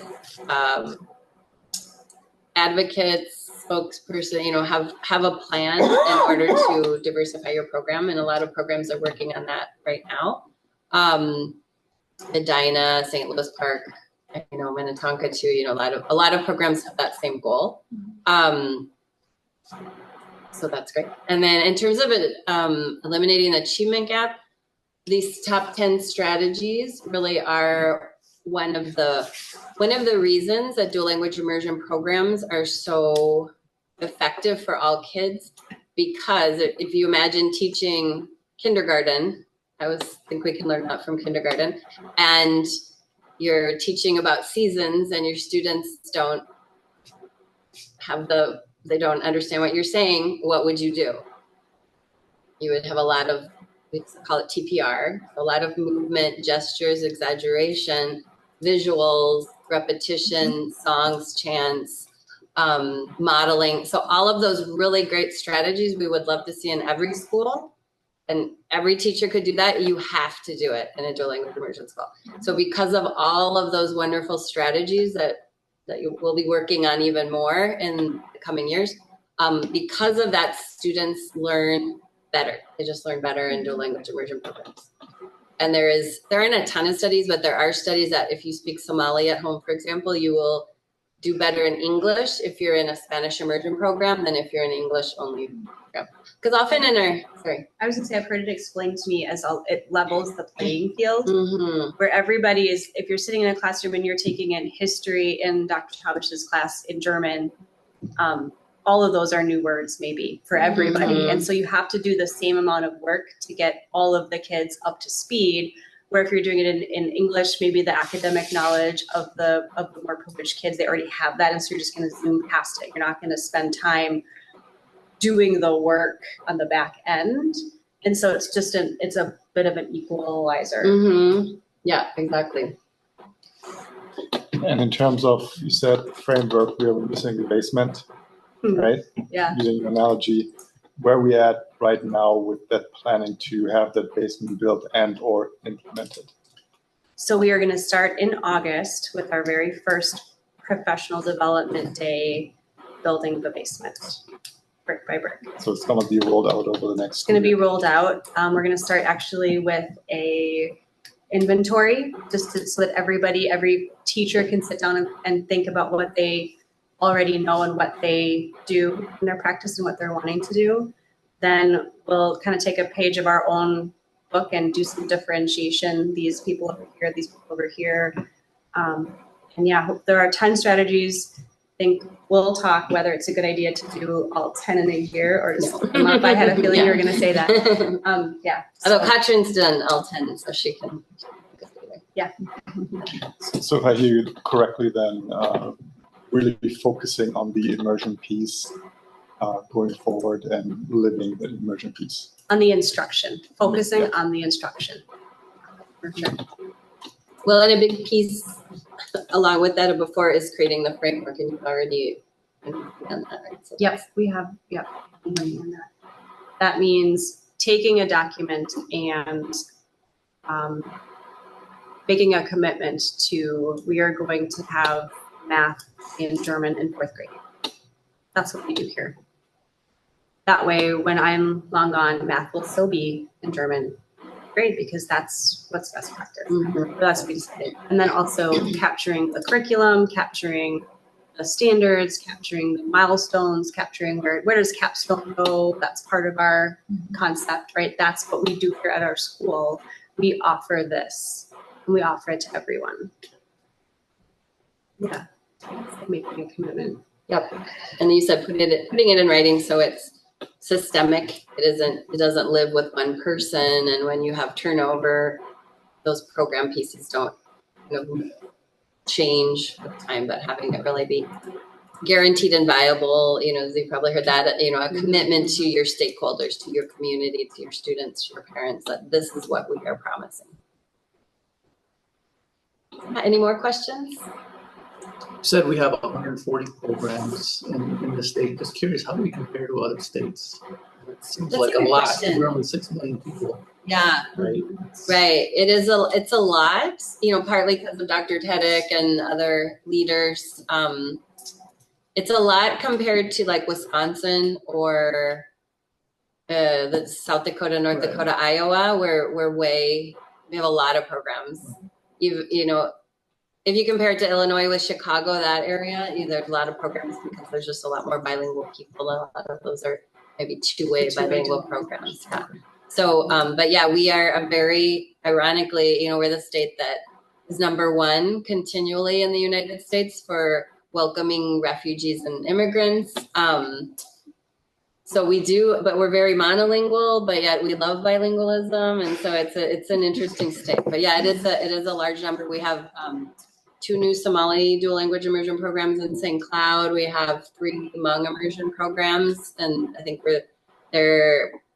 I know California has 1 or 2 as well, but we're the only Somali dual language immersion program in the whole world. Well, in the country, I'm sure I don't have the statistics on the entire world, but we have 1 German immersion school. So we have a couple French immersion schools and a number of Mandarin immersion programs.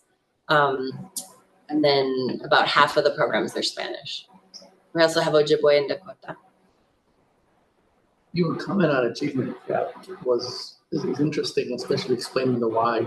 Just as a board, right? how do we implement that into our recruiting? Yeah, Right. I absolutely wrote Like, that down. that It is says, it says brochure. Like music to a lot of Mhm. parents' ears, Yeah. right? Because we Hear do something not like have an that. achievement gap here. Yeah. And highlight that and explain why, right? Because I think the explanation is, right, because sometimes achievement gaps can be attributed to maybe, well, what is the demographics of Yeah, the parents' deficit income income. levels or Mhm. things like that, Right. right? But Right. that explanation, I never heard that before, and that's fascinating. I think Mhm. that's a great way to market the school. Yeah, for sure. And also, just having you here is great because as a board, we've been talking for the last few years about kind of getting that out there, just the benefits of immersion in general, not just the benefits of the German language. Right. So hearing your presentation, learning things like that, well, Mhm. and just maintaining a relationship with you, if that's your plan. Hopefully that a lot more of that can be discussed in fundraising and all our committee meetings. Mhm. Is how to bring that in. And continue recruitment. I wrote down people get an impression of who a school is meant for. And I think that that's very true for our school as well. So it's really a thought provoking thing to think about as we think about enrollment and recruitment as well. It's just the name of the school. Absolutely.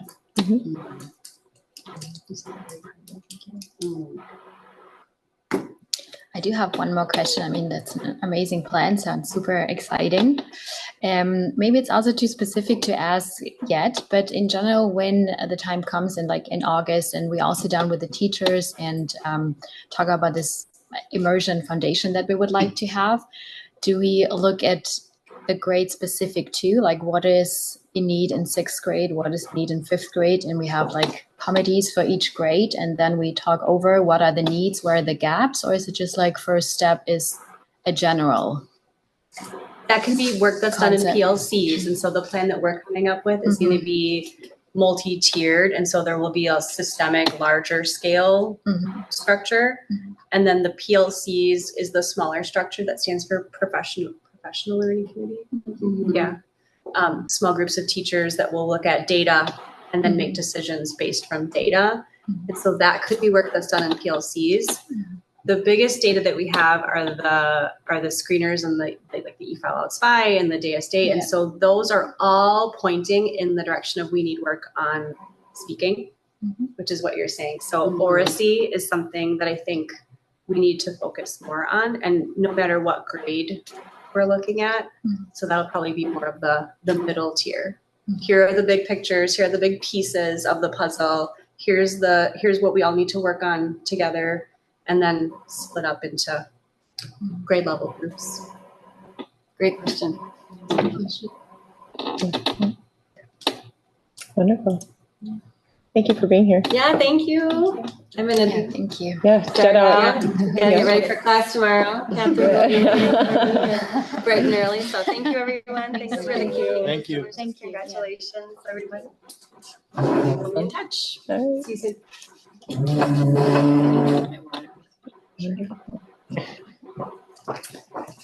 Well, we're gonna power through these next few things because we partied a little too hardy with our cake. So the next item on our agenda is electing officers for the upcoming board officers for the upcoming school year, and determining our calendar of board meetings so that we can get those on public calendars.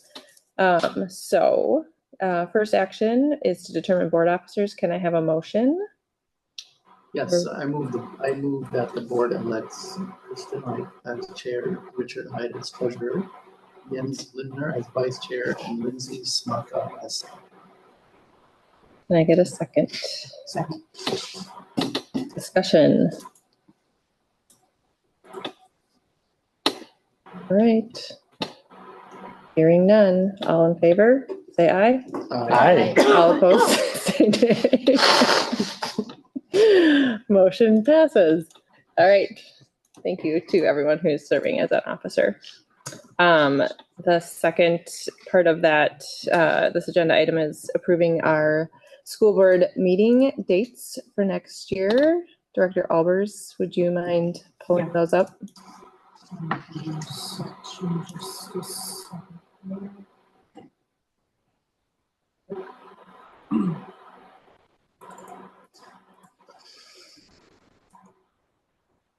All right.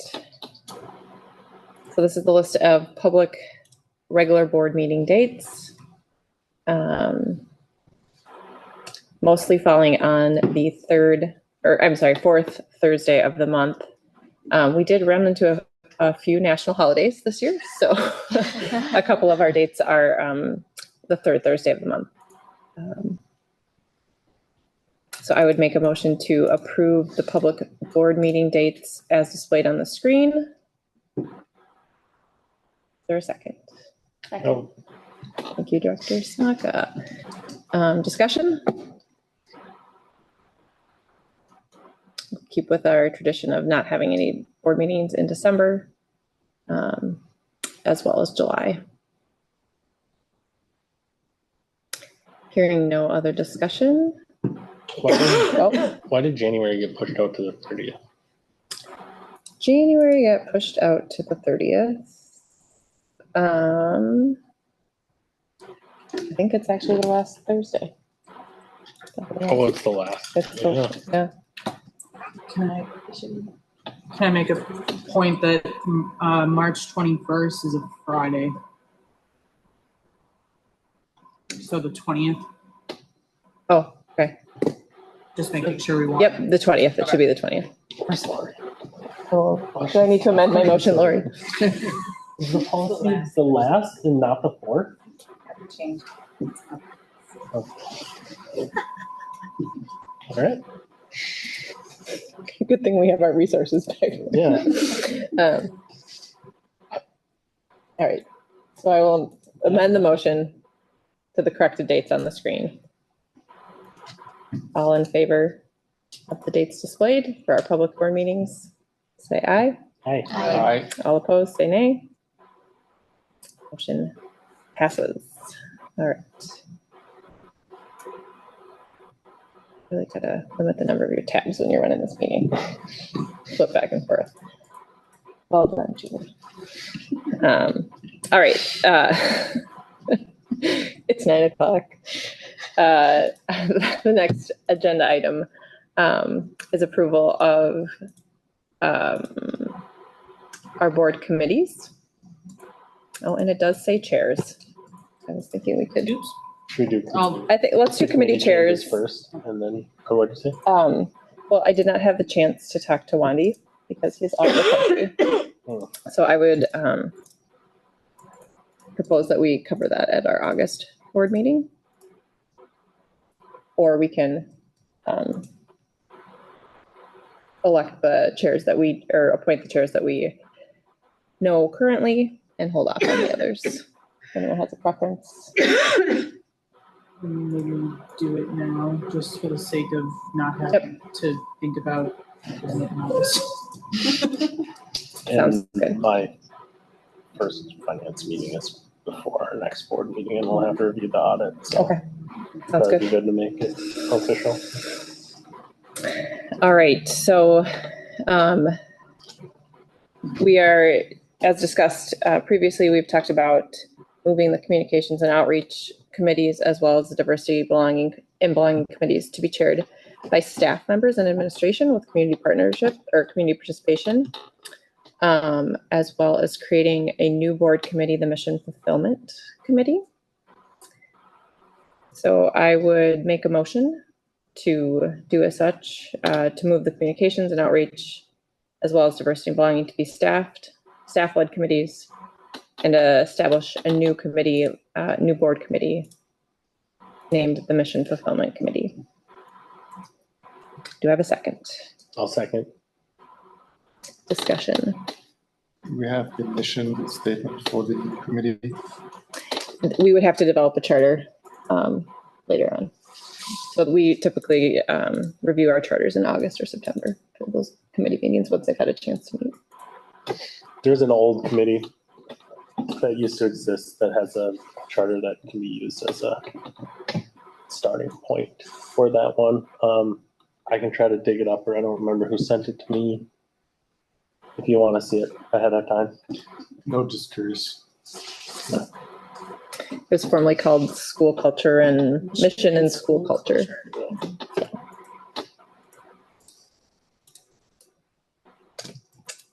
All right. All in favor of establishing the committees as discussed, say aye. Aye. All opposed, say nay. Motion passes. All right. So I think the committee leads do not need to be voted on. I'm correct, Dr. Albers? They can just be appointed. So in talking with many of you, I think we have a few figured out. Dr. Albers has agreed to oversee governance. Director Hyde oversees finance. Fundraising and development is still outstanding as I need to talk to Wandy once he returns from Rwanda. I had this jotted down somewhere else. Richard, help me out. What other committees? We have committee of the whole. Yeah. That and the executive committee, we don't have to do anything with. Okay. Because you chair both of them. Done and done. And mission fulfillment. And I know we talked before. Are you good at that, Annie? Yeah. Let's see. All right. Did we cover everything? And then we do also have liaison positions. Those have to be voted on. So we will postpone on those until August. Because I don't know that ever. Yeah, we should wait for Wandy. We'll wait for Wandy on that. All right. Did we cover all of our boards? And we'll also do the academic officer in August as well.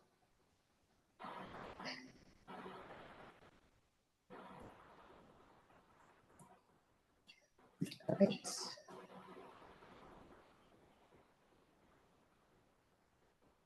Moving quickly.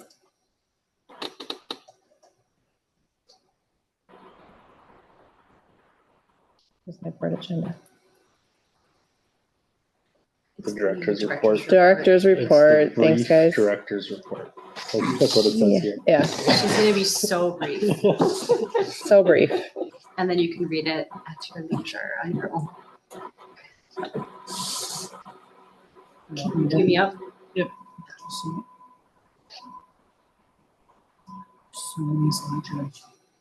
So many tabs. Julie didn't give you a book on tab management? She did not.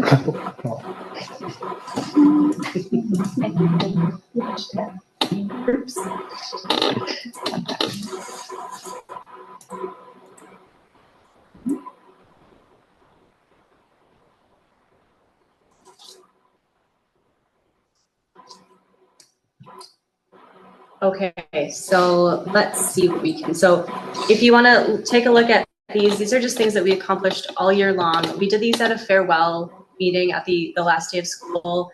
And Courtney Beckman, one of our teacher/parents, said this would be so great for me as a parent to know that these things happen. So I will just include those, and I hope that parents will read through those.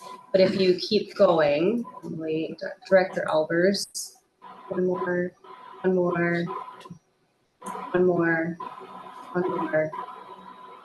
These are the task forces. Yep, so that was just sort of in general, things that some of them were milestones, some of them were just things that people were pushing forward. Our task force meetings, we had 7 PD days where we put task force meetings on at 50 minutes times 3 different task forces, meant that we spend 1,050 minutes working on our mission in working groups inside the work day. So this was inside the work day for teachers, meaning that we had teachers working on our mission for 1,050 hours. The previous year, we had teachers working outside of the school day on the German immersion for 3 hours. So we've really improved the amount of time. This year was a lot of a learning year. This was a lot of discussion. Some of the groups had less systemic work to push forward and maybe accomplish different things. If you go to the next slide, you can see the things that were accomplished. Big picture, innovative education, did some drive organization, worked hard on the science standards and the science curriculum, unpacked Lexile and Quantile scores for MCAs so that teachers could understand what standards their students needed to work on, and then used some time to look at math to get ready for basically the long and short of it is Central changed their math program, so we needed to adjust ours. Next task force was the whole child. They got to work on restorative practices, implemented and did some PD. We added calming spaces school-wide. There was an SEL, social emotional learning inventory taken, and the scope and sequence planning has begun this summer with Catherine Radicke. And then they worked on the field trips. The inventory was taken and new ideas gathered for grade levels. Catherine heads up this task force and also sits on the diversity and belonging. So this is part of with milestones as well, the field trips. The next one was the German Immersion Task Force, which I headed up. We checked the box of offering 2 PD sessions, 1 per semester, Danke Katrin Gilhoff. We looked at whether our academic offerings were aligned with what our community was wanting, and the curriculum advisory committee decided to stick with Spanish as an option. The immersion concept was begun. Dr. Amy Young visited us once, and the work was focused for next year. You can see that on the next slide. There she is. Next slide. Next slide, she talked about that. Here is the plan for German immersion. So we talked about adding lesson and language objectives. We've got a SMART goal there. We'll be doing that PD in the first 6 weeks of school. We're doing the self-assessment, which is a CARLA document. We're doing a survey for immersion strategies and then adding those 10 best that we talked about. We're doing PD on comprehensible input, and then we're exploring common formative assessment, which is linked to QComp. We'll complete the immersion framework next year, and then we'll add the increasing the speaking of students milestones. And then there are some other suggestions there about trips. I did include the top 10 dual language immersion strategies that I was talking about. That's the graphic to the right. It's very tiny. Okay, next slide, please.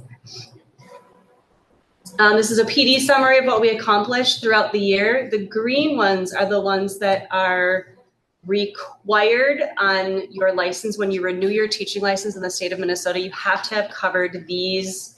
You have to have covered, the bold ones are the categories you have to cover. The green ones are the ones that we covered in-house here at TCGIS. We gave 39 continuing education units is what CEU stands for. If you were here over 5 years, you have to renew your license every 5 years. You have to have 125 hours. If you were here for 5 years, you would satisfy all of your needs in-house. I want to look at Director Smaka because, yeah, it's kind of a big deal. It is. We did a really good job. Cultural competency is hard to get in-house. You have to do that one outside. And reading preparation, we're all going to do a lot next year. So we'll check that box for sure. Next slide, please. Just a forecast of things we're going to do. Utah conference, some cognitive coaching. We have to add culturally relevant stuff to our teacher evaluation tool. Next slide.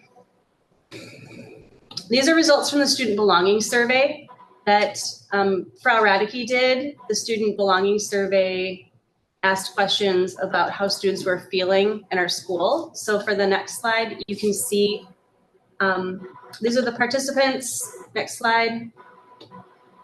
High level summary. This is grades 5 through 8. 75% of our kids said they liked coming to school.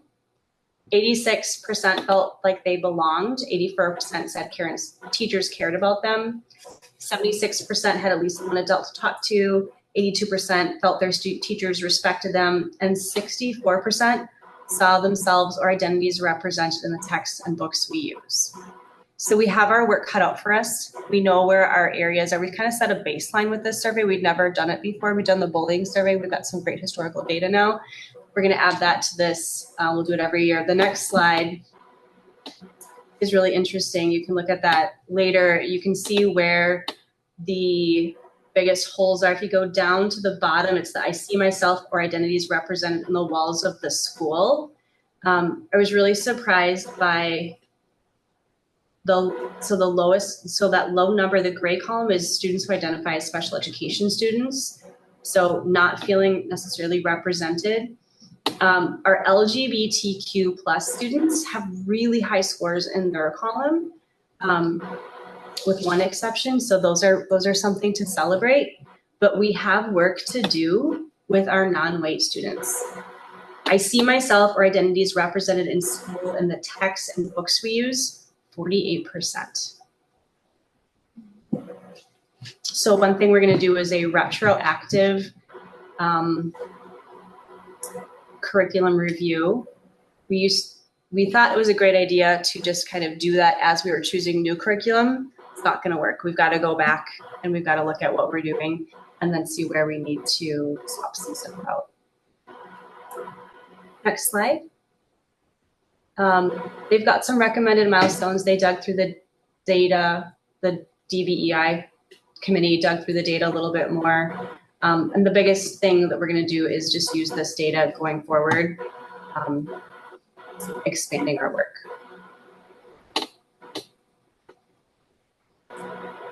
Okay, so now we're going to switch to some financials.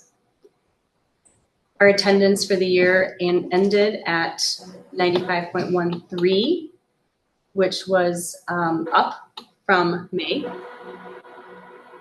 Next slide. That's the enrollment column that you'll see all over. It's also in the class size reduction. Those are the numbers that we're going to check and see in August if they are accurate. Next slide.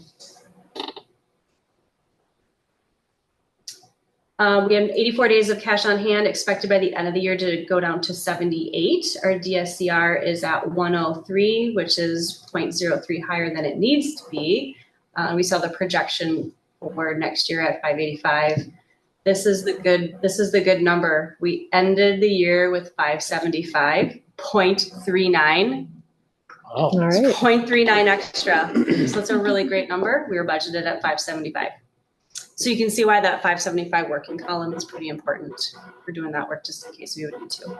Fund balance is at 31.8%, and the updated working budget that matches the 575 is at 30.9. Some school operations, we're looking at 24-25 staffing. These are the new teachers that are joining us. Aline Schmann in 3rd grade, Daria, I think it's Sulu in 1st grade, Jill Keller in 2nd grade will be taking the spot held by Leonie Manus. Emily Richardson is moving from ADSIS to 3rd grade.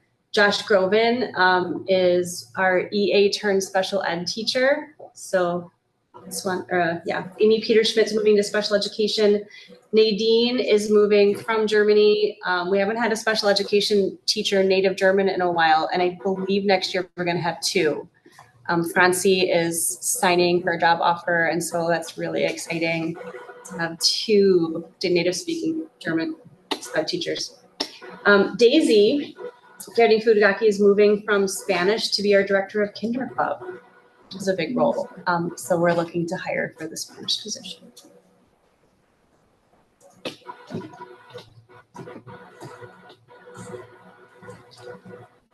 Now, this is something that you've seen at the Committee of the Whole, but here's what's new. I'd like to announce that Catherine Radicke has accepted the position and will be our assistant principal next year, moving up from the Dean of Students. She's ready for that challenge. And then the Dean of Students, you'll see over to the right, is Nina Maslowski has interviewed and accepted the job, and we're really excited to have her on board as the Dean of Student Support. Everything else there is same as normal. Esther has a new title. Dean of Data and Compliance is her role. She's going to move a little bit away from managing teachers and move more into managing more data. These are our technology guys for next year. Jesse is on the left. Yep, his name is Jesse. Austin is on the right. And they did a great staff letter to introduce himself. I've been working with Austin every day this week. He's been so helpful. He's already fixed a bunch of things, and I'm really jazzed to work with them. Talked to Jesse, other Jesse today, and he started his new job today. So good to be landed. Next slide. Paige did this, and I think a lot of it was, the June new family play date was a great turnout, 10 to 15 families, and you can see Ginger Sanford, who was there introducing herself to the new kindergartners. That's great. 22 volunteers helped out at Deutsche Tage. Next year, we've worked out with the GAI that our kids are going to work there for $13 an hour and put that in our capstone funds. So Deutsche Tage next year, hopefully we'll have more than 22. And then again, at the Youth Pride, we saw those before. So great recruitment and outreach events still happening in the summer. There are a couple coming up. If you would like to help volunteer, please email Paige, and hope to see you at the D10 Ice Cream Social. Still looking for one volunteer.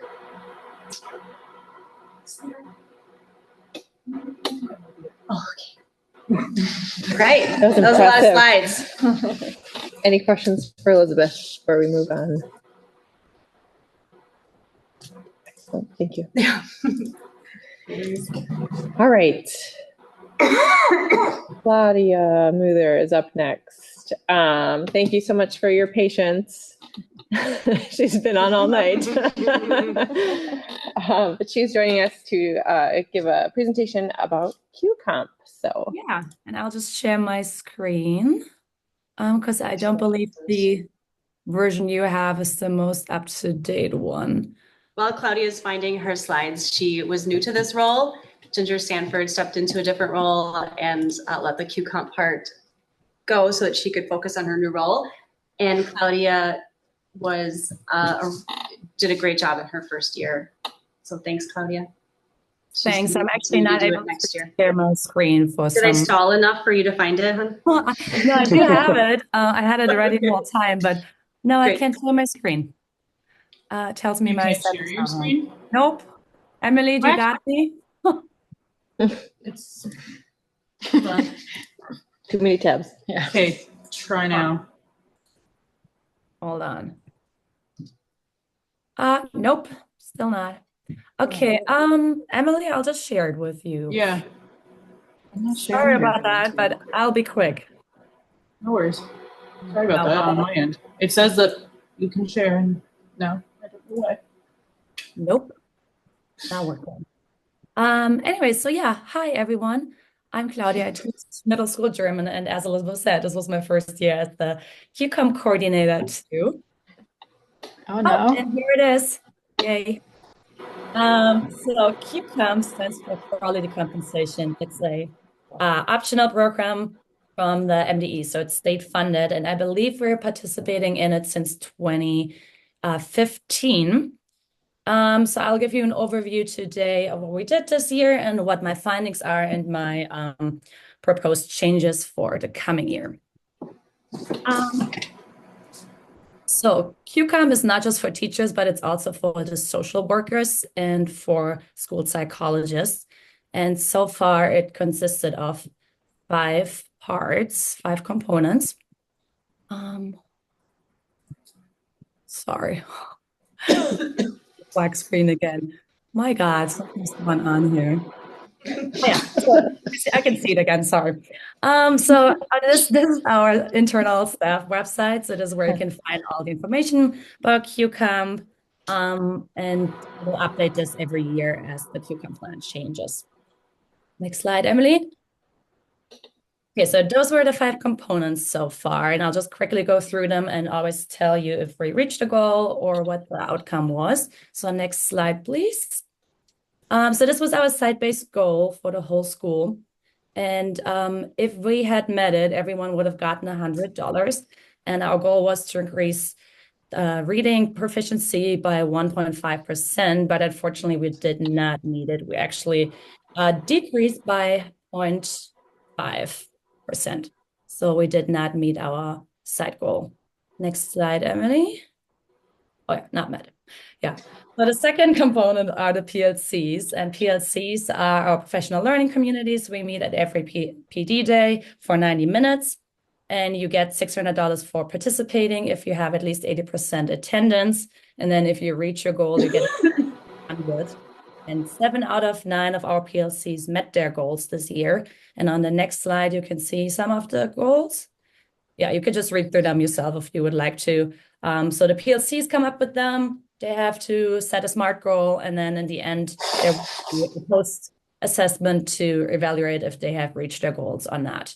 And yeah, as I said, 7 out of 9 PLCs met their goals and got paid for it. Next one. So then the third part is cognitive coaching. So every licensed staff members needs to participate.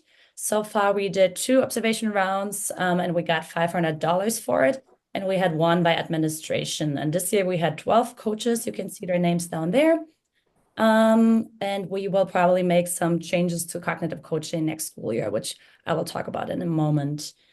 Then next one, that's the teacher practice part. So they're just different things that teachers can do optionally, just to do some professional development on their own and to increase their teaching practices, or like improve their teaching practices and thereby improve student performance.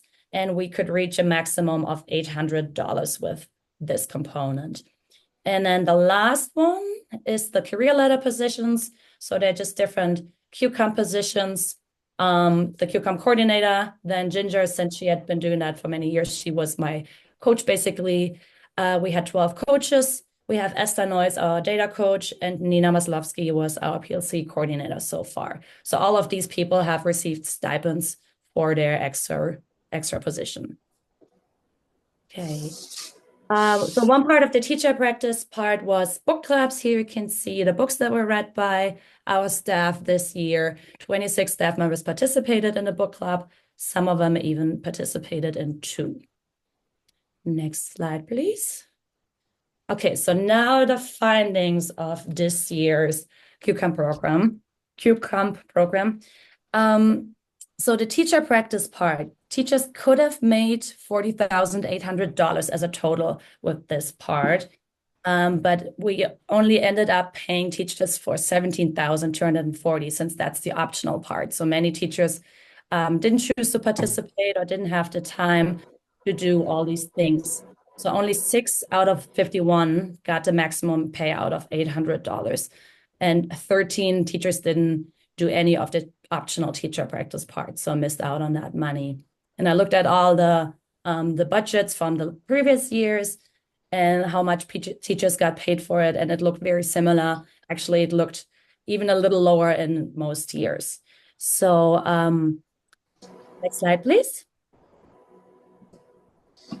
The changes that I'm proposing for next year's QCOM plan that I will have to submit to MDE first, though, because they are the ones that actually have to agree, is that we will redistribute the money a little differently and assigning more to the mandatory components to make sure teachers get a little more money than they have been getting through QCOM in the last few years.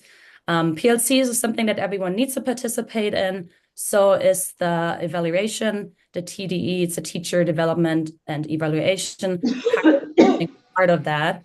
So I would like to give more money to these components and not have the teacher practice part anymore. That doesn't mean we can't have book clubs and we can still observe colleagues, but it wouldn't be a separate thing. So they have to be included in PLCs, or teachers would have to do it on their own time. Something we also haven't been doing in the past is having an individual growth and development plan for every teacher, which is basically everyone has a plan. And in the beginning of the year, you set a goal or several goals for yourself. You have an action plan, a timeline, and then you share that with your coach and admin, and they will assess whether you have reached your goals or not. So this is required by MDE and something we will definitely have to start using in the coming school year. The name Megan Stecher wasn't given before by Elizabeth. So she is the person that's helping me and helping our coaches. She will do trainings with me and our coaches in the beginning of the school year to make sure we're doing all the required parts. And we will also be adequately trained to help teachers fill out their growth and development plans and also to reach their goals. So the former plan looked like this. This was the money that was given to the different components this year. And then next slide, please. So this is my proposed change, or the changes that will just make sure teachers get more of the money that we have from MDE. So the maximum payout will not change. It's just distributed differently. So it's 2,200 that every teacher can make. And what this actually should also make, hopefully, if they really participate. Yeah, and that's it. Do you have any questions? Oh, sorry. Oh yeah, I forgot that I added this. So this is not 100% confirmed yet, since I'm still waiting to hear back from Kim Hackett if these numbers are still correct. But like we have 161,000 for next school year, because the carryover is always runs a year behind. So this is the carryover from 22-23. And so we'll use this money to pay teachers for QComp and pay for the trainings. Yeah, this is tentatively how we would distribute the money. Still depends on how many licensed staff members we will have and how we will do cognitive coaching in the future. As I put in 94, but we have to make changes probably since there are 3 cycles required and we have only done 2 so far. So we might have to adjust that number. And then, so this is just tentatively. And then, oh yeah, that's the part that's a little shaky. It from my side. Any questions about QComp? Yes. Is that 100% externally funded by the MDE? It So is. there's nothing we need to. Nope. Correct. We get the money for our student numbers. So the more students, the more money we get. Then we decide how we divvy it up and pay teachers. Yes. QComp is, I'm sorry, Claudia, you go ahead. No, I just wanted to say, so it has to be approved by the MDE. This is why those are changes that I'm proposing. I also sent out a survey to staff. One of my, I had different options how we could do the payout. And the one I just presented was what staff members wanted. But in the end, it's the MDE's call if they approve it or not. But they should, since we fulfill all the requirements that they give us. And what happened to Claudia, I was going to say, I'm just going to add one thing because it's not decided by administration. It's very teacher run. So Yes. we do not decide how that QComp money gets split up. The teachers really do. And what happened to the money that wasn't paid out this school year? That will be added to the fund in the 25-26 school year, since it always runs a year behind. So it's not lost, but if it's there, we might as well just pay it out to the teachers. Thank you. Excellent. Any other questions? Wonderful. Thank you, Claudia, for presenting and hanging on all night. Excellent. Okay, with 2 minutes to spare, we have committee board reports. Richard, do you want Pretty much everything from last finance committee was covered today between the working budget for this current year and the approval of the budget for next year. Other than that, we went through the May financials, which is basically the working budget. So I don't really have anything else to add. I can go next with fundraising. We actually did not meet in June, so there are no minutes to review. In committee of the whole. She's not here anymore. She's not here anymore, so I guess we can skip that. No, we spent a majority of the conversation talking about budget, reviewing the budget to make sure that we all were on the same page about that. Updated milestones. Abner, Henry, Richard, anything else of note? I don't remember anything but budget for the last 6 weeks. So. Yeah, it was a robust agenda, but most of what was covered here at the board meeting tonight. Any new business? All right. Hearing none, and without objection, this meeting is adjourned.